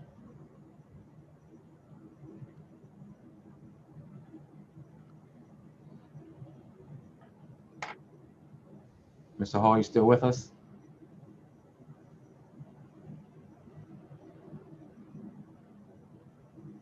Mr. Hall, D. Marquis Hall? Or maybe he had to step away. Councilmember Gray, you had the last comment from the council members. Yeah, thank you. If D. Marquis comes through, I'll let him talk because as most people know, he's a supporter of this. So I won't even try to hide. That's the reason I would want him to speak. I thank you, Mr. President, for supporting this. And I can only say that you eloquently stated the essence of my legislation and what it's all about. I'm going to address some of the comments that were made. As was stated, one of our council members said the budget hearings are coming up and it's going to be long meetings. That's what we're here for. We were elected for this. This is our job. We're getting paid for it. So if the meeting's long, it's long. And most of the meetings are not long because of our constituents. It's long because we talk. Look how long we've been here tonight.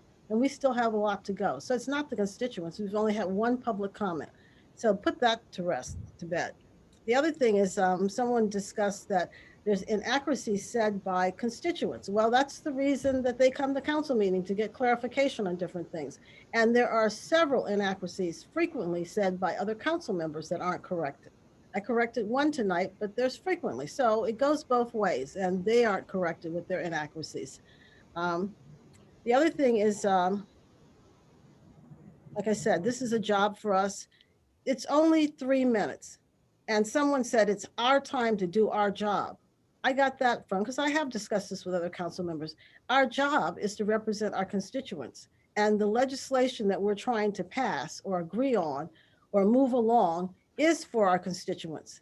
And they should be able to have a comment. In all the jobs I've had, most people just want to be able to tell their story. They just want to talk to someone and make sure people understand what their problem is, what their concerns are, how you can help them. And what better time to do that when we are debating, so they'll know where their council person opinion is. They'll know where they're coming from. So, and I know that this real time is really shaking the Delaware way. I mean, people seem to be quaking in their boots just to allow constituents 3 minutes during legislative debate, real time. So I guess we're gonna have to get over this again on 2/18. And I don't know how many people in the public have patched into this meeting because like was said, it was sort of a last minute thing. But you need to come to the February 18th council meeting and give your opinion. And I must say that opinions are changed because when this was voted on in the 107, I contacted some council members' council members presidents of their community people, and they wrote letters and called their councilmen and said, we do support Councilwoman Gray's legislation, even though that council person did not support it. And it did sway their opinion. So there is some wiggle room if the public comes and expresses their opinion. Things do change. Not often, but it does. So I think that's all. That's all I have to say, is that if council members voted against it, they want their way, not their constituents' way. And I echo what our president said, is talk to your constituents and ask them. And Mr. Markey just said his mic isn't working. Thank you.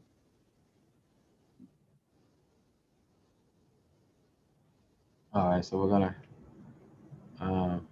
the Marquis, Mr. Hall, his mic is not working, unfortunately. So we're gonna go to our next item on the agenda. And that is a resolution to amend City Council Rules 2 and 3 regarding public comment. Who's gonna speak to this? That would be me. Councilmember Field, you have the floor. Thank you, President Congo. This resolution addresses issues many people had with the system for public comment that was reached early in the 108th session and in the second half of the 107th session. And based on the feedback I have received, I'm putting forward this resolution. The proposed resolution aims to do three things.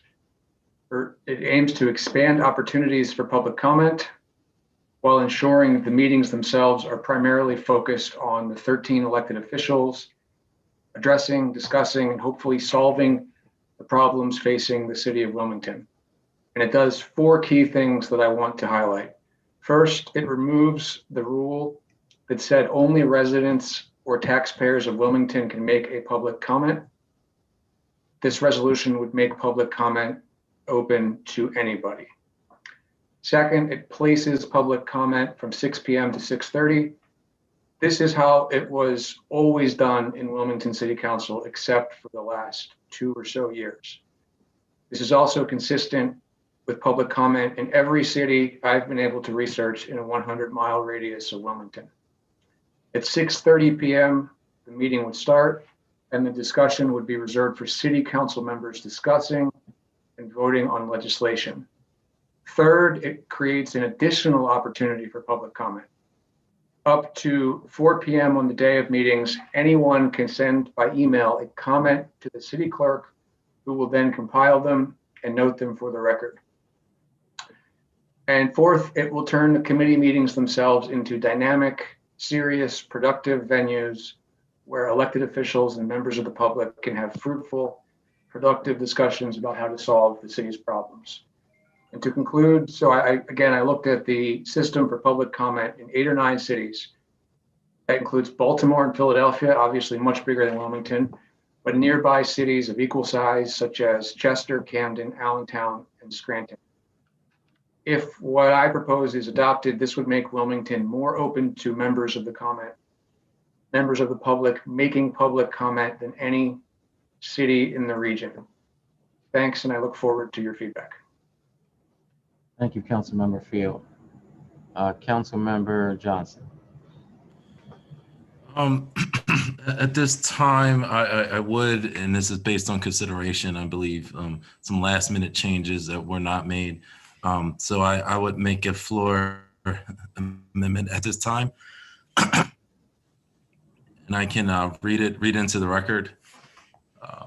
On page 5, line 2, strike the period after order and replace with a comma, and then insert the verbiage, unless a motion for extension of public comments for 15 minutes is passed by a majority vote of council, period. Do you have that, clerk, city clerk?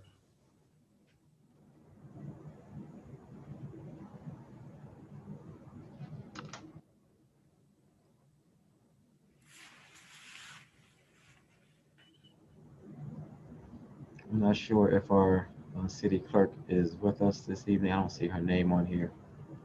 But we can defer to our chief of staff.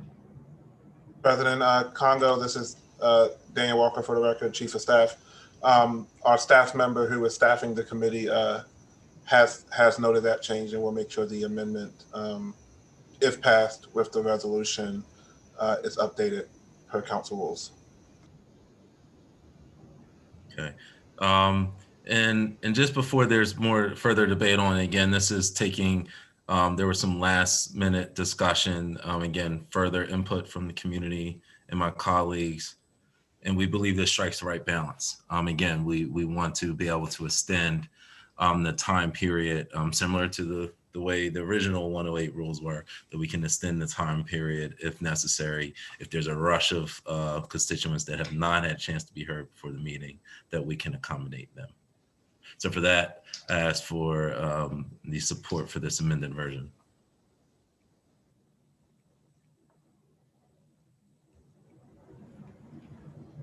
Second. I'll make a move to well, for the amendment. Second. It's been moved and seconded on for the amendment. All in favor, say aye. Aye. Aye. Any opposed? I have a question, so. I'm sorry, yes, on the question. Thank you. I'm sorry, on the question. Yes, with the motion for extension for 15 minutes, is that just one 15-minute? Like, okay, so we do, hey, they can go another 15 minutes, and then we might be like, we might need another 15 minutes for like a few more people to go. Is that 15-minute increments we're talking about, or just a flat 15 minutes that we're extending public comment for by a motion? I can answer that. Yes, Councilwoman Darby. Councilmember Field. So this amendment is addressing a situation. In most cases, the 6 p.m. to 6:30 public comment period is sufficient for the number of people that have shown up and signed up to make a public comment. However, on occasion, a few times a year, there are more people that have come that wish to make a comment. Usually that would be more than 10. If each person is speaking for 3 minutes, if more than 10 come, that 6 p.m. to 6:30 period is not sufficient.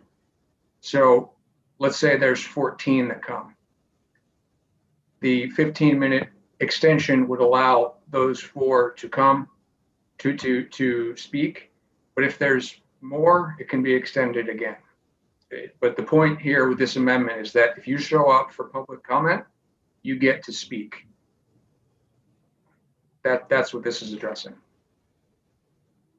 Okay, yeah, that's so what my answer. So the answer to my question. I'm sorry, can I speak? Yes, Councilmember Darby. Yes, President. So the answer to my question is yes, it is in 15-minute increments.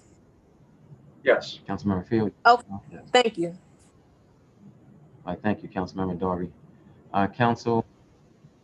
Councilmember Gray on the question. Yes, all I have to say is that we're just putting more impediments. And when we did have this form of public comment, we got public comment that wasn't related to the legislation. It wasn't related to what we were doing on the meeting that evening. And a lot of times it wasn't even related to what council could impact. One thing people love to discuss is our education system. And as most of us know, we have opinions and we can pass the opinions on to legislators, but we as a city council cannot do anything about the state's education system. So those are the kind of things that I think will persist, and we possibly will not get the comments on the legislation. So I'm sure we will address this again at 218. Thank you, on 218. Thank you, Councilmember Gray. Councilmember McCoy. Thank you, Mr. President. Yeah, I am glad that portion was actually added. I had got a chance to speak to the sponsor.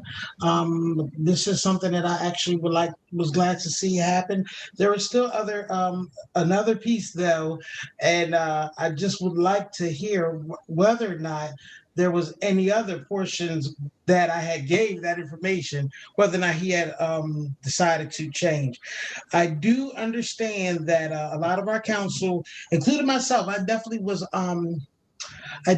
winded. Like, you know, it was kind of exhausting a little bit in the last session because of the fact that it was more so council debating each other rather than actually giving the council members, the public a chance to make their comment. Those 3 minutes meant a lot to people, and for them to make the effort to be at the meetings was, you know, that engagement to me, I think was always necessary. And I do understand that there are times when it comes to the legislative piece, there are times when people may not quite have a grasp for anything, but to me, that's what the prefix, that public comment that comes before the legislative business, that's when people want to let us know what's on their mind, how they feel things are going, what they would like for us to concentrate on. I think the reason why I think that this portion of public comment is so critical is because we keep telling the public to come back and like, oh yeah, well, don't go to this meeting. You can't talk about this here. You need to go to the committee meeting. But the committee meeting is basically just talking about the legislation that's on that agenda as well. And this was something that I had tried to put into play last term, just to make certain that people got a chance to, if they actually came to a meeting, and even if the committee meeting actually coincided with what their concern was, that we would give them a chance to address it. That didn't happen, so I still feel it's so important to have the public comment piece in the beginning. So if there's something that we may have overlooked, if they're not at the meeting, if they're not at the community meeting, they can get their 3 minutes to say, we need your help. But when it comes to the legislation, as long as we're not doing the back and forth, I'm fine with the public getting a chance to speak between legislation. To me, the only extension was council getting more into having their point made more so than the public was always, to me, the biggest issue and the reason why I drug out as long as it did. So I just want to make certain that that statement was made. Thank you, Council Member McCoy. Council Member Dixon. Thank you, Council President. I just had a question for the sponsor as well, but I was wondering, so I know one of the main complaints regarding the 6 o'clock time period previously was that council members were not there to hear the comments. So are we making it a mandatory that we show up at 6 o'clock to make sure that the public hears us if we're not going to allow them to do it during the legislative period? So I just wanted to know, because that was a main complaint previously from community members. Yes, Council Member Field, I'm going to allow you to respond if you like. I don't have it in the resolution that attendance is mandatory at the 6 p.m. to 6:30 session.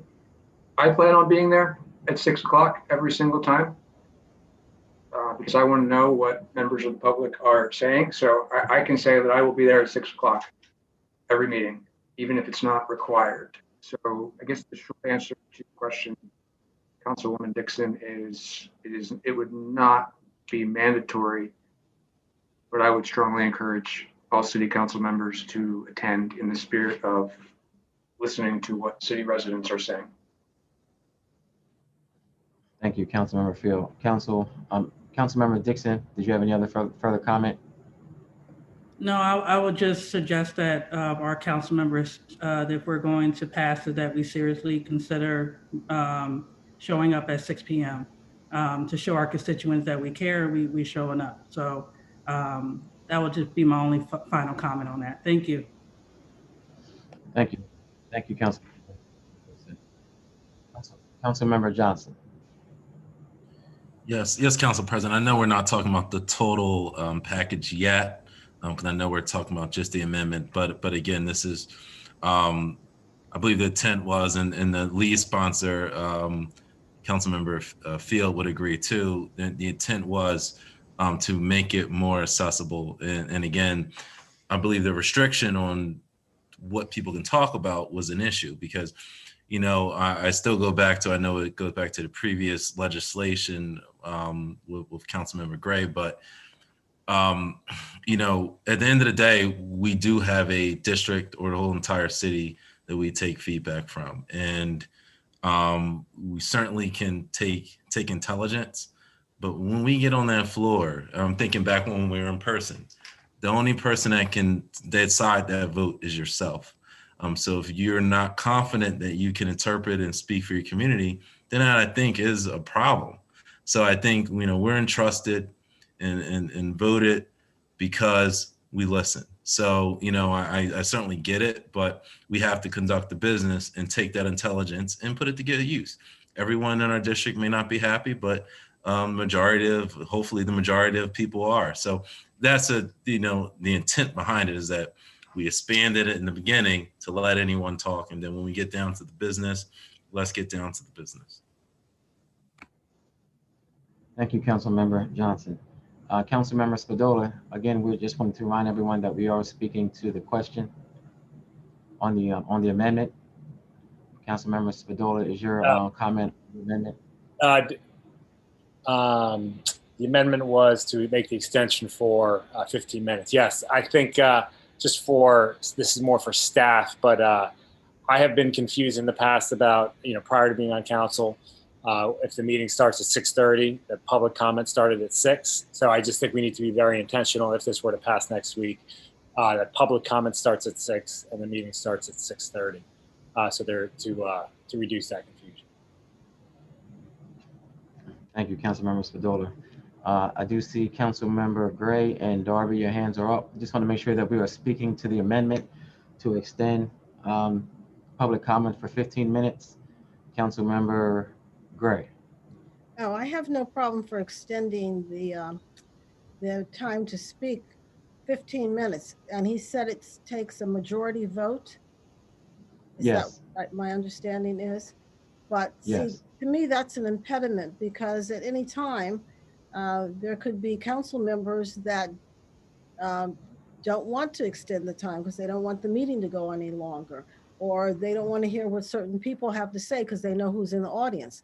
So it's just another impediment. That's all I wanted to say. I don't have a problem with people speaking at the beginning of the meeting. In fact, that's in my legislation also. But it's the fact that we have to vote to allow additional people. And there's always politics in voting. Thank you. Thank you, Councilmember Gray. Councilmember Johnson, I believe you made the amendment, right? Correct, yes. Do you have any final words before we go to take a vote? No, I just believe that the amendment captures the spirit, and I believe and I trust that majority of my council members, if the rule is put in effect, will vote to extend 15 minutes if there's members of the public who are there. All right, thank you, Councilmember Johnson. We'll take a voice call vote on the amendment to extend public comment. If there is a motion supported by 7 council members or more, all in favor say aye. Aye. Aye. Any opposed? Aye. Motion passed. Amendment passed. Thank you. Councilmember Field. So this is final comment on the resolution from me. Yes, we're back to the resolution. Yes. Okay. So thank you, President Congo. Just to respond to 2 comments from Councilmember Gray. The first comment is the situation where people come to the 6 to 6:30 period of public comment and talk about things that are not on the agenda. And I would also point to Councilmember McCoy's comments that can be a good thing. But even if it's those people are not speaking to things specifically on the agenda, that's why this resolution also creates an additional opportunity for people to state their opinion on issues on the agenda by sending in a comment by email to the city clerk, who will then distribute that on the record to city council members. So that would be my response to that comment. Second comment by Council Member Gray regarding the vote to extend the 15 minutes. My understanding is that the spirit of this is that if you show up, you get to speak. So the vote would not be based on whether people want to give that person a chance to speak or not. The spirit of what I'm proposing is, if you're there, you made the effort to come to the meeting and you signed up by the right time, you get to speak. And the vote is not based on whether people want to give you that right to speak or not. So with that, I think I mentioned, put forward what is in this resolution, and I'm happy and look forward to speak with other members of council in the next week or so on this, if they have any questions. That's all. Thank you. Thank you, Councilmember Field.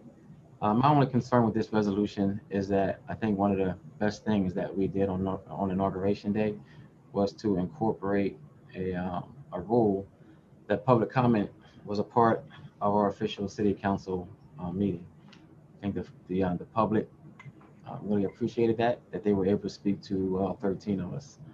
I think that we should suggest moving back, moving our time from 6:30 to 6 for the official meeting, just because I know a lot of our constituents were really frustrated when they came before us, and all 13 of us weren't there. I was guilty of that, and several other council members were as well, and we fixed that on Inauguration Day. So I just think that we're taking a step backwards by not requiring that, or councilmen not requiring, but not making public comment a part of our legislative, a part of the official city council meeting.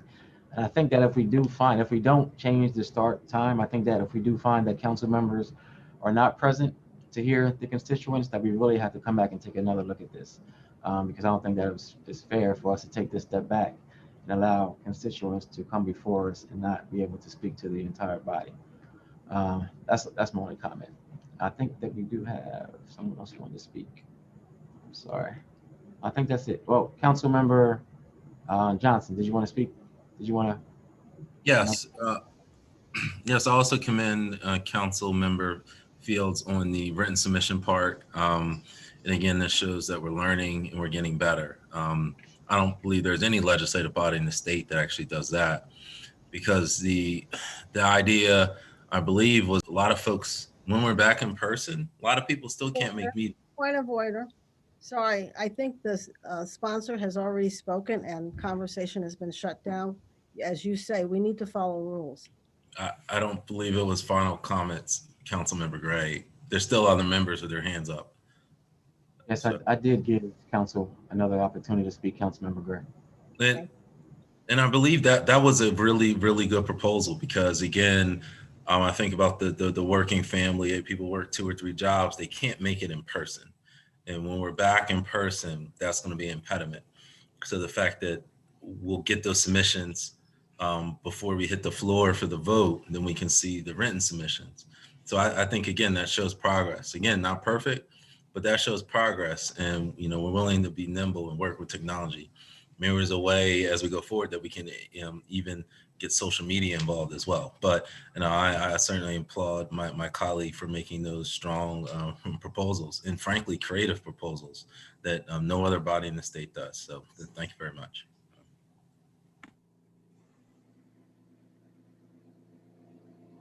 Thank you, Councilmember Johnson. I just wanted to clear up any misunderstanding. For committee of the whole meetings, I don't believe that it's different from our city council meetings, where there are only 2 rounds and then the sponsor has the final comment. If I'm incorrect, please correct me, but I think during committee of the whole meetings, council members are allowed to speak more than twice, and the sponsor does not have to be the first person. Council Member Darby. Yes, thank you, Council President. I am in total agreement with the rule changing that everyone can make a comment. I think that's really important. I thought beforehand, eliminating it to trying to prove someone was a resident or paid taxes was just kind of silly. Number two, the 6 to 6:30 is kind of the only thing I have an issue with is that it's voluntary, that council people can decide not to come, which is problematic. The people who voted for you, if you don't show up. So I'm hoping that people show up. And in my short time here, there's people who've been late and we've been starting at 6:30. So I'm concerned about the 6 p.m. start time. The motion for extension for 15 minutes is kind of insulting, but okay. Let's do it. And then the 4 p.m., the day of email, the note for record, when you make that note of record, what is it going to be stored in a OneDrive somewhere, hoping that a city council reads the comments, or would they be printed out, given to you at the meeting? And then my other question, before someone addresses that, of how we're going to get the public comments once they're made by email, if they're just going to be stored somewhere, hoping that a city council person reads them. My other question is, when the previous public comment time changed, not one person, not us as a whole as city council communicated that to the public. So I think it's the responsibility of the sponsor to make sure that you come up with a plan to communicate this new thing that you're proposing to communicate to the public, that public committees, public comment time changed back to 6 to 6:30, the 15-minute increment, and that people are allowed to make comment and they don't have to be a resident and a taxpayer. And also that they can do this 4 p.m. day of email. How are we going to inform the public? Because what we're doing now is not working.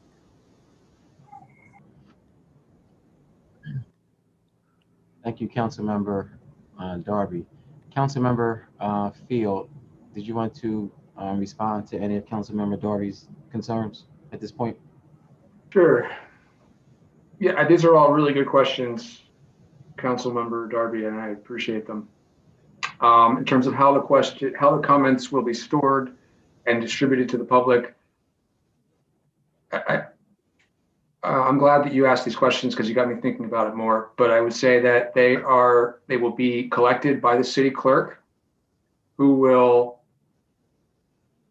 compile them in the form of a document and will send them to members of city council in an email or in a document so that everybody will see them. And I would also add that this is the process in almost every city that I've looked into within a 100-mile radius of Wilmington. But I'm going to look into more about ways that the process of the city clerk giving the comments to members of city council will make the point as strongly as possible. So please allow me just a couple more days to research into that, think about ways to make it as effective as possible. The need for the plan to communicate the change to the public, that's also a great question. And I'm going to look into that and think about how to come up with a really good plan. And how are we going to inform the public? Social media, City of Wilmington social media is one way. The city council website, that is the same. That's the mechanism where in every other city that I've seen that they are informing the public. And I know I'm going to be using my social media accounts and telling all the members in my district about this change in the ways that I have at my disposal. So, and I really encourage everybody else to do so also, because I'm with you. We need to engage the community more, and it's our responsibility to make sure our bosses, who are the residents of the city of Wilmington, get the message. Thank you, Councilmember Field. I would be willing, if council agrees, I would be willing to read those emails that the public sends into us during our council meeting. So Councilmember Fields, when you are trying to think of ways how we can, I think it would be good for us to implement that they be read, and that they be read, if not by me, by different council members. We can figure that out, but I think that we should at least read them, so we're just not receiving them, so that the public knows that we receive. Whoever sends it knows that it was received, and that the public knows they're able to to submit emails, and they will be read publicly. So that, once you figure out the best path forward, just please remember that I am willing to read those. Sure. I also think that Councilmember Darby has brought up a lot of great points tonight about how we inform our residents of meetings and changes, and just about City Council in general. So I think that besides WITN and besides using our social media, we really have to look into if we're able to submit articles to Delaware Online. I think we should have a conversation with the News Journal. So Delaware Online, WDEL, I think that could be a great way also for us to be able to just let our community know what's going on. So during your conversations, just please consider that also. Council Member Dixon. Thank you, Council President, and echo kind of what you said too, because I think to Councilwoman Darby's questions too. The one part is that is going for us is that most of the time the public does know typically that 6 p.m. is the start time. Usually, I think they were confused when it wound up changing. So now we'll have to re-communicate to the public that it's changing back to its original form. So one is good that it was there previously, so the council, so our constituents know that, but now we do have to re-teach them pretty much how to interact with City Council. I also wanted to, in addition to Council President offering his ability to read them into the record, I think it may be also important for especially if they're in Pacific districts, that those district folks are able to say it on a record too, and allow them the ability to make sure they get, and that they can say in conjunction with you, Council President, if we're going to do that. And then also, I was just wondering around a question from Councilman Field around the 4 p.m. timeframe. Is that just because other cities stop at 4, or was there a specific time that a reason why the 4 p.m. was chosen? Councilmember Field, if you'd like to respond. Sure. Councilwoman Dixon, I just looked at what other cities are doing, and it seemed like 4 p.m. is an arbitrary time that the city clerk picked. And also because there's some work that they have to do to compile the messages that they get. So if we say 5:45 is the cutoff time, then they might not have time to do the work. And so that is the reason why I picked 4 p.m. And just to follow up to that, Councilman Friel, and I think that's an important point, to make sure that the clerk has enough time to get everything she needs in addition to her other duties that she has to do. So I think even if, I don't know if, for example, you extend it and say, hey, the public is allowed to make comments up into 4 p.m. On the day of our council meeting, but like say it starts, for example, on a Monday, and you can make comments and submit them by email up until 4 p.m. on the day of the council meeting at 4 p.m. Just to give people an opportunity if they need it for additional days, if they're not able to remind themselves to make it on a Thursday specifically.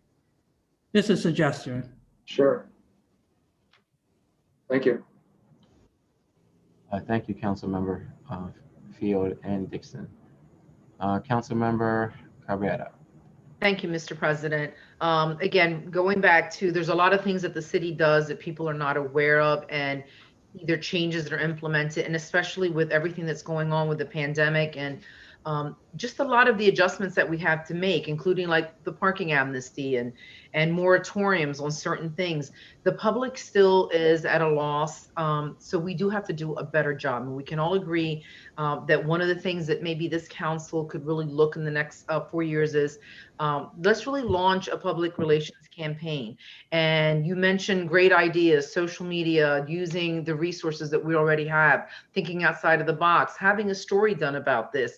You know, we can also reach out to those neighborhood planning councils, civic association meetings, and when a neighborhood, give you the example of Cool Springs, when they have a committee meeting, they actually have someone who goes out door to door and they put the notice. Now, of course, we're not having in-person meetings right now, but for sure that is something that we can do. And just the same way that many of us campaign, we do go out into the community, we talk to people, and we give out handouts. So I believe that we could put together a piece that will highlight some of the vision and the changes and the things that we're doing, Mr. President, under your leadership, and each individual here, the excellent ideas that they're bringing to the table for this session and how they want to engage with the community. Community engagement is important. And I would like to add that we should go to those senior high rises or those buildings where you have the disabled and the infirmed, and make sure that they too have accessibility, that they know how they can reach out to us, because many of them have concerns and they're not reaching us. In terms of people knowing about the time and those changes, certainly that would all be included there. But for 20 years, City Council has been on air. We have been on WITN, we're on the internet, you can watch us on YouTube, you can watch us now on Facebook, and more avenues than ever before. And I agree with Councilwoman Dixon. Most people are still looking for us at 6 p.m.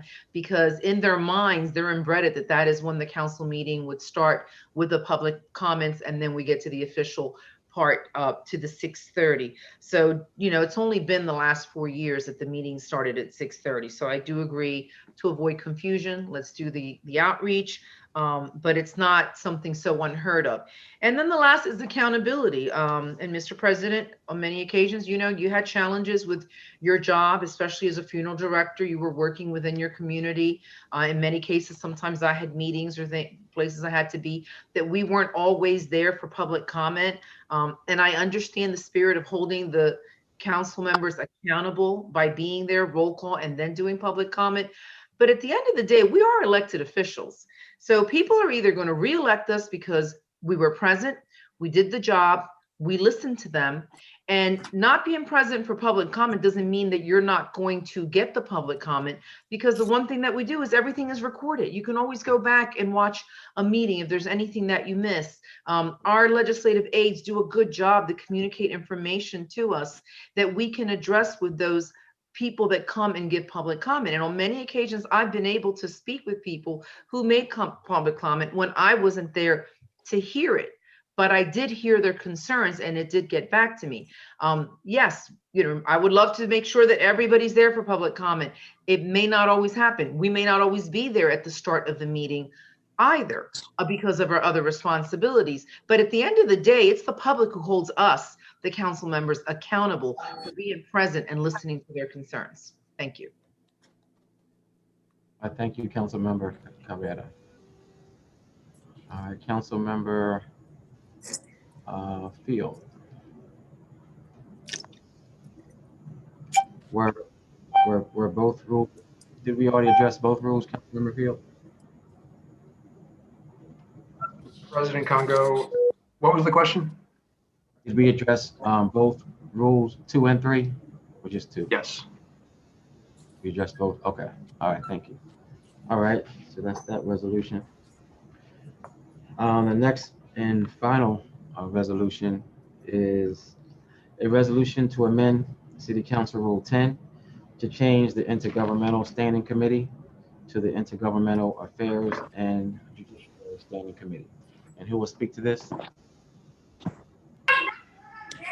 I will speak to it. Thank you, Councilmember Doherty.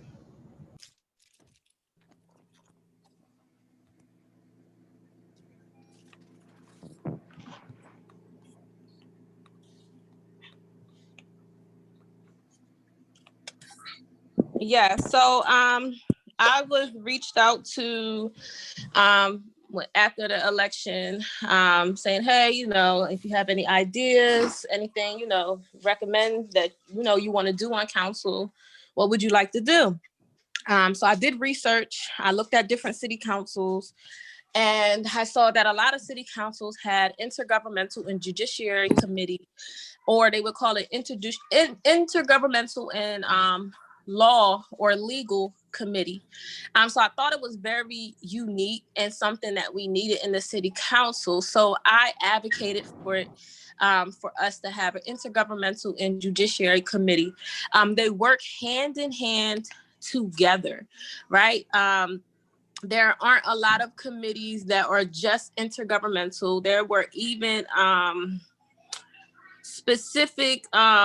there were similar councils to ours who had judiciary and intergovernmental affairs committee.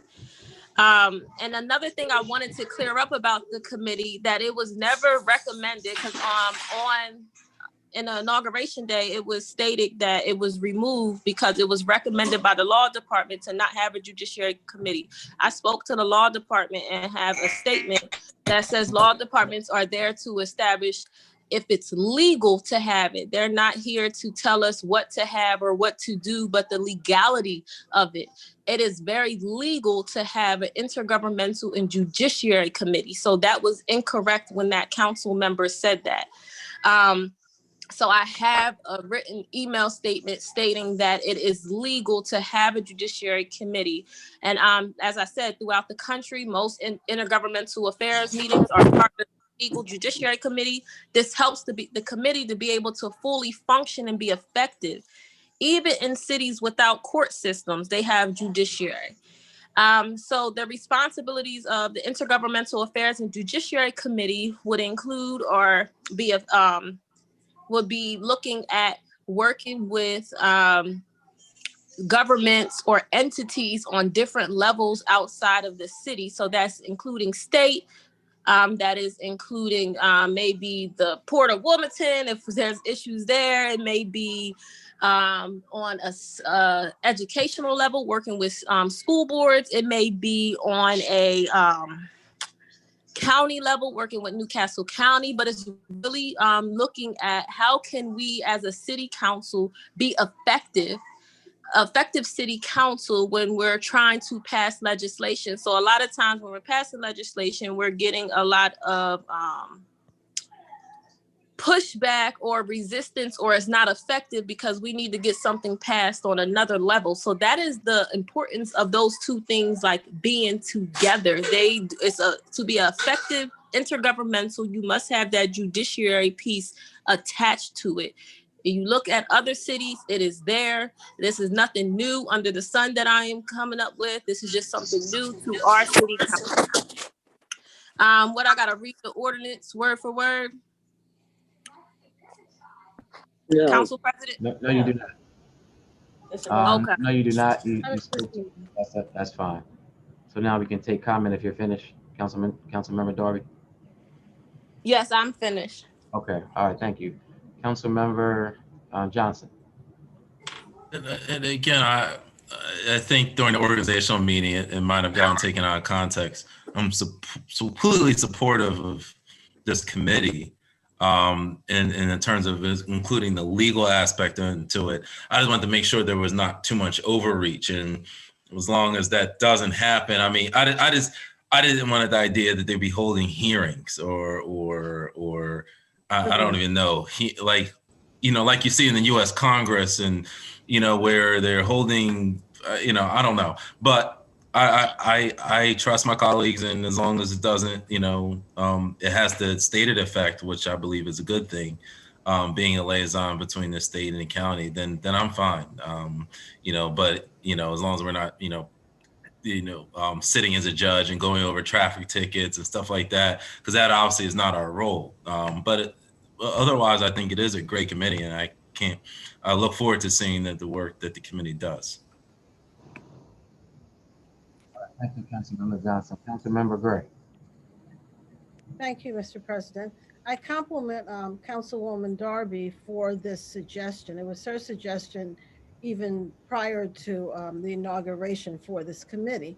And the group did take into consideration half, and now we're trying to get the whole committee. I'm very supportive of this. I think it will be a good addition to the council. And it was suggested in 107, but it didn't pass. But I think we really do need, there are a lot of issues, even coordination between the city and the state with the COVID. I know there are organizations doing that work, but there's always other help needed. Another suggestion that came up, there are a lot of Wilmington City residents that have individuals incarcerated, and they're having problems with either communicating with their individuals incarcerated or getting money to them or anything like that. And that's a state agency. So that would be another intergovernmental concern that we could help constituents with. And we're open to ideas. We don't know everything that we may need to do or how we can help all our constituents with other agencies. There's like Ellesmere's, there's Newport, there's a lot of communities surrounding us that there may be some issues that our constituents need our help with to interact with them. So I'm very supportive of this, and I thank Councilman Darby for the idea, and I hope that this is voted in as an additional committee, the whole committee, Intergovernmental Judiciary. Thank you. Thank you, Councilmember Gray. Councilmember Walsh. Thank you, Mr. President. First of all, here, I don't recall anybody saying that this committee was illegal. City Council did have a judiciary committee that Mr. Guy was in charge of, and that was over 20 plus years ago. I just see us extending all sorts of things in our jobs that we have no business getting in the middle of, because that's why there's the mayor's office. And the mayor is the one who runs all of these types of departments that have the intergovernmental associations with the various governments. And if you want to be part of that, just go to the mayor's office and ask them to be part of it. And I'm sure he'll welcome a member being that.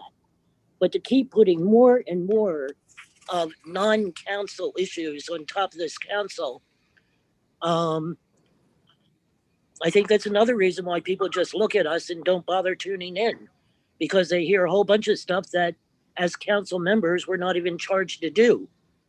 Yet they see no plans or no solutions for things that we are charged to do. That's all I have to say on this subject. Thank you. Thank you, Councilmember Walsh. Councilmember Darby. Yes, thank you, Council President, and thank you everyone for their comments.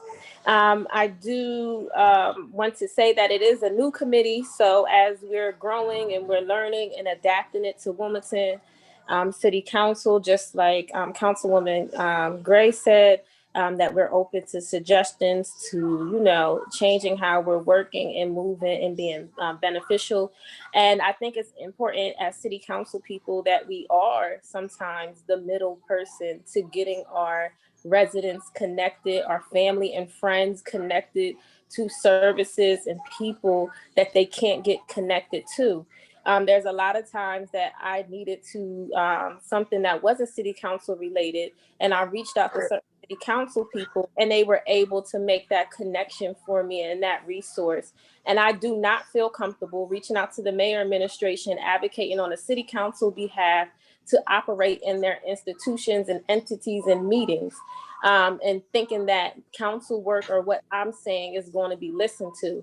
So it is really important that as council people, just like we want our own attorney, because we know the city solicitor is appointed by the mayor and does things that the mayor wants, that we have our own, and that we're able to have our voice be heard and not be diluted by other administrations.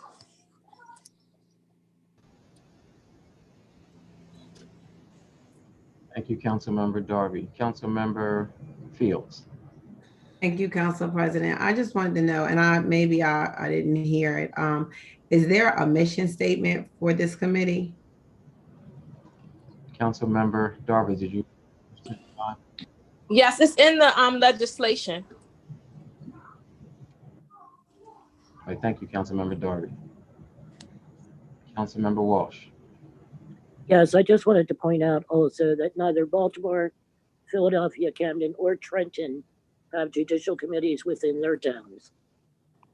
Again, I think it's completely unnecessary, and we're overstretching what we're required to do. Thank you, Councilmember Walsh. Councilmember Gray. Yes, it seems like we have double talk here. When someone wants to find support, they're always commenting about other jurisdictions that don't do something or do something. But then on the other side, there's just as many jurisdictions that do what we do. And I keep saying, and not in this instance, but it seems like we keep skipping Newcastle County. That's the closest jurisdiction to us. But I'm sure we can find jurisdictions that have this committee. It's a new committee, so I'm not saying that we have all the answers right now, but I think there's enough information and enough concern that this committee will serve the council. I don't think it will detract from our job, personally. I think it will make citizens more aware that we're there for them. Thank you. Thank you, Councilmember Gray. I don't see any other hands raised. I just want to thank you, Councilmember Darby, for your vision. And again, we're here to help. So if we can help in a way that we can't directly help our constituents or help people in our area immediately, if we can point them in the right direction, if we can have a public conversation around it, I think that's what we're here for. I'm not sure if any other, I'm not sure if the administration is able to do that. Like, we're able to have a live public forum where we can help people connect the dots. And I think this will do just that. So I want to thank you again, Councilmember Darby, and I look forward to supporting this and look forward to seeing where we go with this. Like you said, it's new.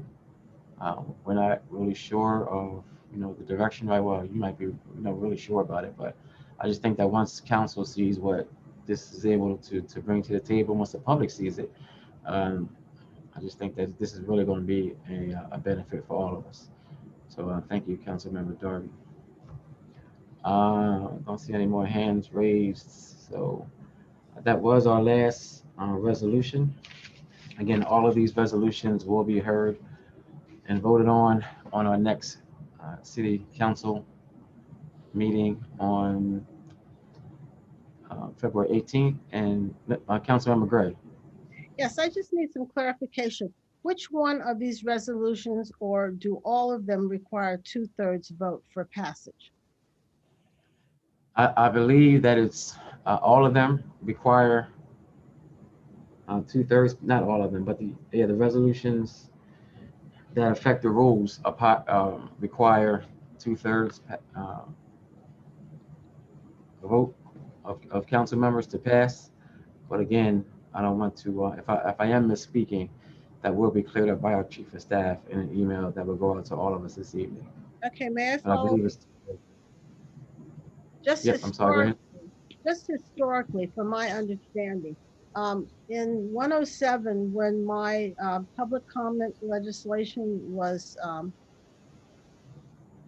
addressed in a council meeting of the whole, it never went to a council meeting for vote, yet it was enacted. There's no council meeting where that resolution was voted on and it was enacted. So I don't know what has changed as to how we handle that, or was that inappropriate then? I'm just asking the question for clarification. No, that's a very good question. I have asked several people, including Michelle Bassnight and our clerk, for the council meeting where that legislation was voted on, and it doesn't exist. They keep referring me back to the committee meeting of the whole. So now I want to know, why has it changed? Why are these resolutions to be voted on? And why does it take 2/3? Yes, that's a question that honestly I cannot answer, but we will have written information this evening on why it takes 2/3 a vote to be passed and why it wasn't voted on this evening. Yeah, why it didn't need to be voted on in 107 at all in a council meeting. It was never voted on in a council meeting, yet it was enacted. Why do we have to vote on them now, on these resolutions now for them to be enacted?